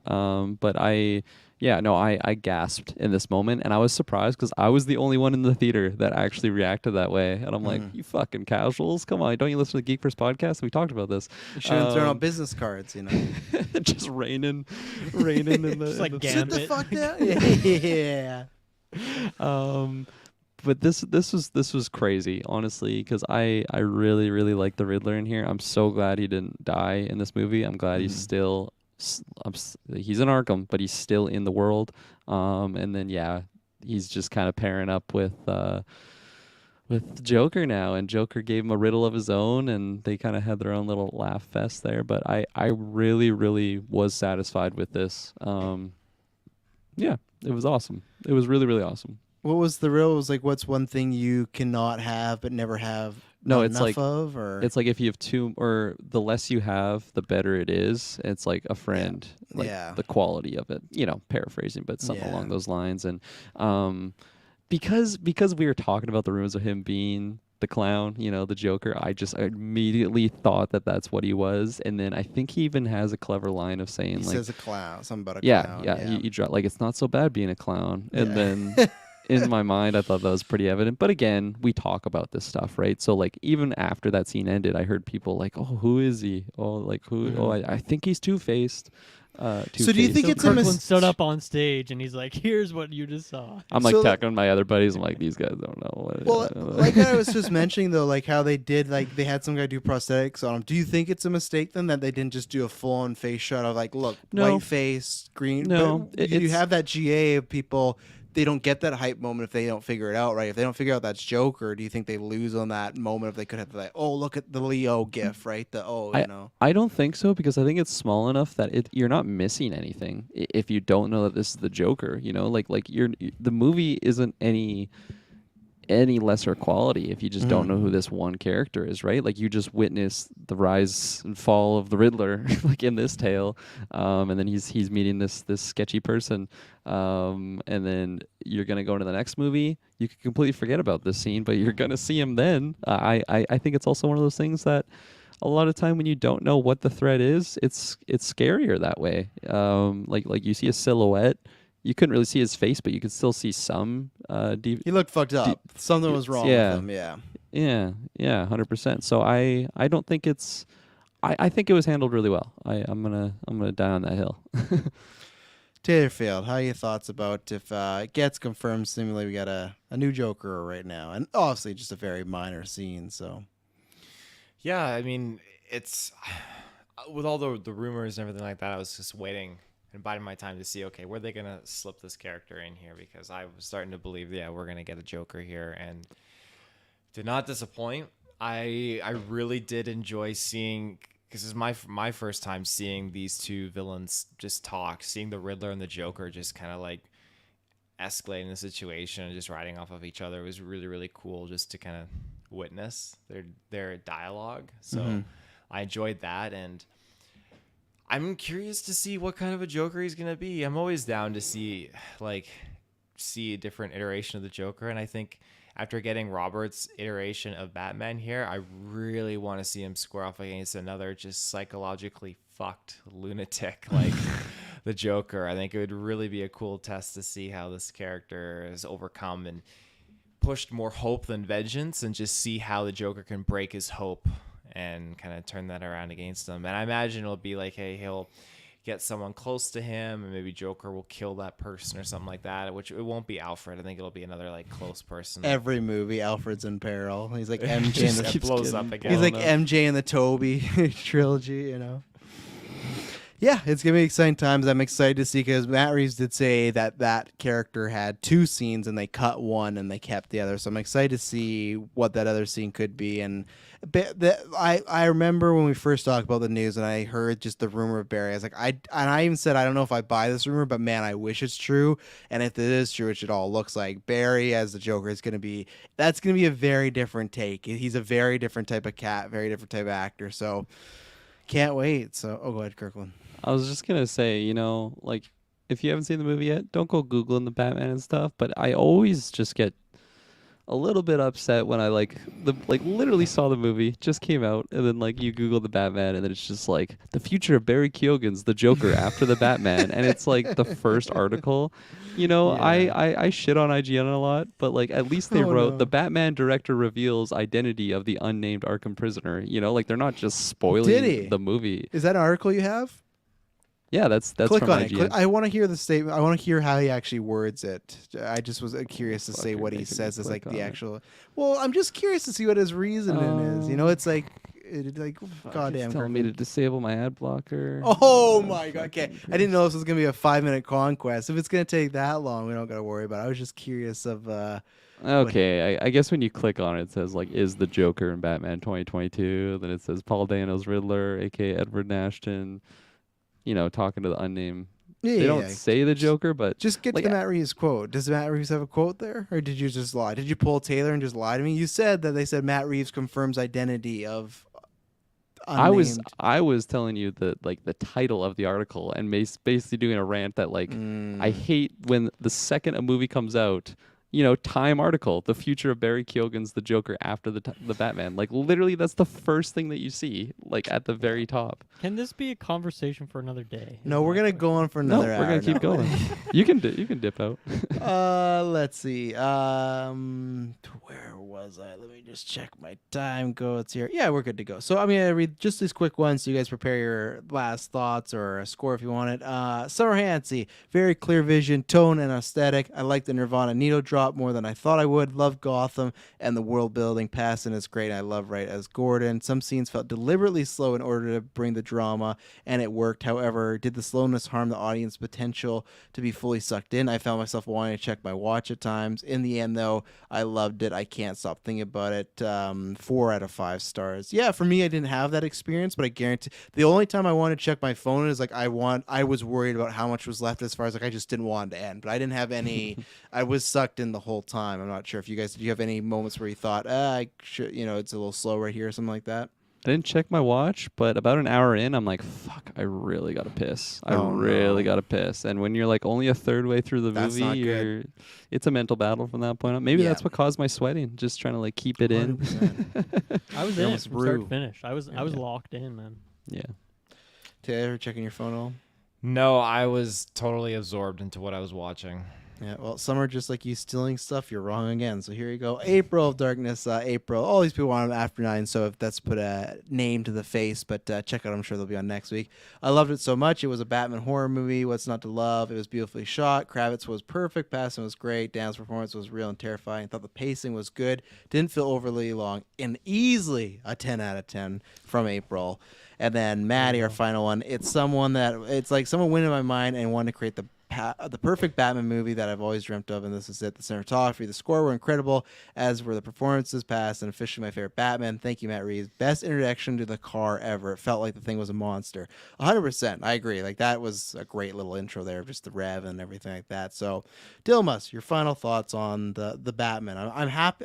I'm personally happy that you have a Batman movie that you quite enjoy. You know, that's a good one for me. So, Yeah. No, I feel like we've been pretty thorough. I don't think I have really anything to add. It's probably my favorite Batman movie. I really enjoyed it, and I'm excited for more. Like I'm excited for number 2, and I don't know if I'm going to be watching the Penguin show. Yeah.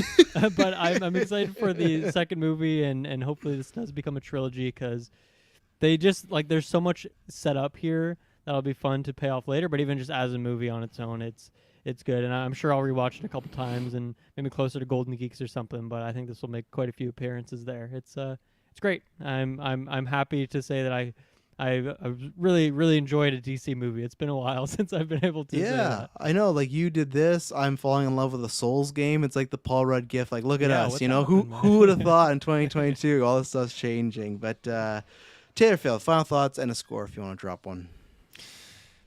Yeah, this movie was just fantastic. It was just start to finish, just an absolute roller coaster and a thrill ride. I loved the vibes that it was putting out. I loved the characters. I loved the dialogue. I loved the music. There were scenes that would just start to pop off and that score would go full swing. Everything about this movie was just building my excitement up. As I said before, I wasn't distracted at all. Like I was just so honed into what was going on. Didn't feel like there was a dull moment whatsoever. I highly recommend this movie to many other people. And I mean, if even if you're not much of a Batman fan, like I just feel like this is still just a great like detective flick that you can get into with, you know, horror elements and just like moments that are you're trying to figure out what's going on, and it has so much more story to it than just, hey, figure out these riddles. No, there's like a whole backstory element to like Bruce Wayne's lineage and then Catwoman's lineage and all these characters and how they're all connected to these prominent families of Gotham and everything like that. So it's great. I'm gonna give it a 10 out of 10 because like I'm super high on this movie. And yeah, I won't say whether or not like who's my favorite Batman. I think I'll have to like stew on that for a while and then like talk about that later on. Kirklin Patzer. Short and sweet, 10 out of 10 movie. It was perfect. Perfect. Wow. Yeah, no, I'm in that same camp. As I open up, this might be my new favorite movie of all time. And after when I watched The Dark Knight, and it's been, God, what, 12, 14 years since then, I thought, that's never going to happen again. I've had movies that have been close, but I've never had a movie where I watched it. And of course, it's a Batman movie, so I have some sort of heart there. But as I've kind of proven with other Batman movies, there's just because I love Batman doesn't mean it cannot be a bad experience. But performances, home run, visuals, a home run, score, home run, story, home run. Just the whole movie's a home run. It's everything I was hoping for and then some. So yeah, 10 out of 10. This was a great review. We're hitting the 2.5 hour mark. I thank you, gentlemen, for staying up late. I thank anyone who was in the live chat or that's going to listen to this after. Let us know. Obviously, those were the patrons sending us in, but Discord, Facebook, Twitter, YouTube, let us know what you thought. Let us know what you disagree with, agree with, if we missed anything. And again, too, if you have any questions, because we'll probably talk about this a little bit after night with some of the patrons, and we'll have some more time to digest, and maybe Kirklin will have some actual quotes from Matt Reeves, and he won't just bait us like he just did earlier. But I think you're I got recorded proof. Ladies and gentlemen, this was the Batman review. Thank you very much for tuning in. I promise you, when you hear from us next, it'll not be boring. Peace. See ya.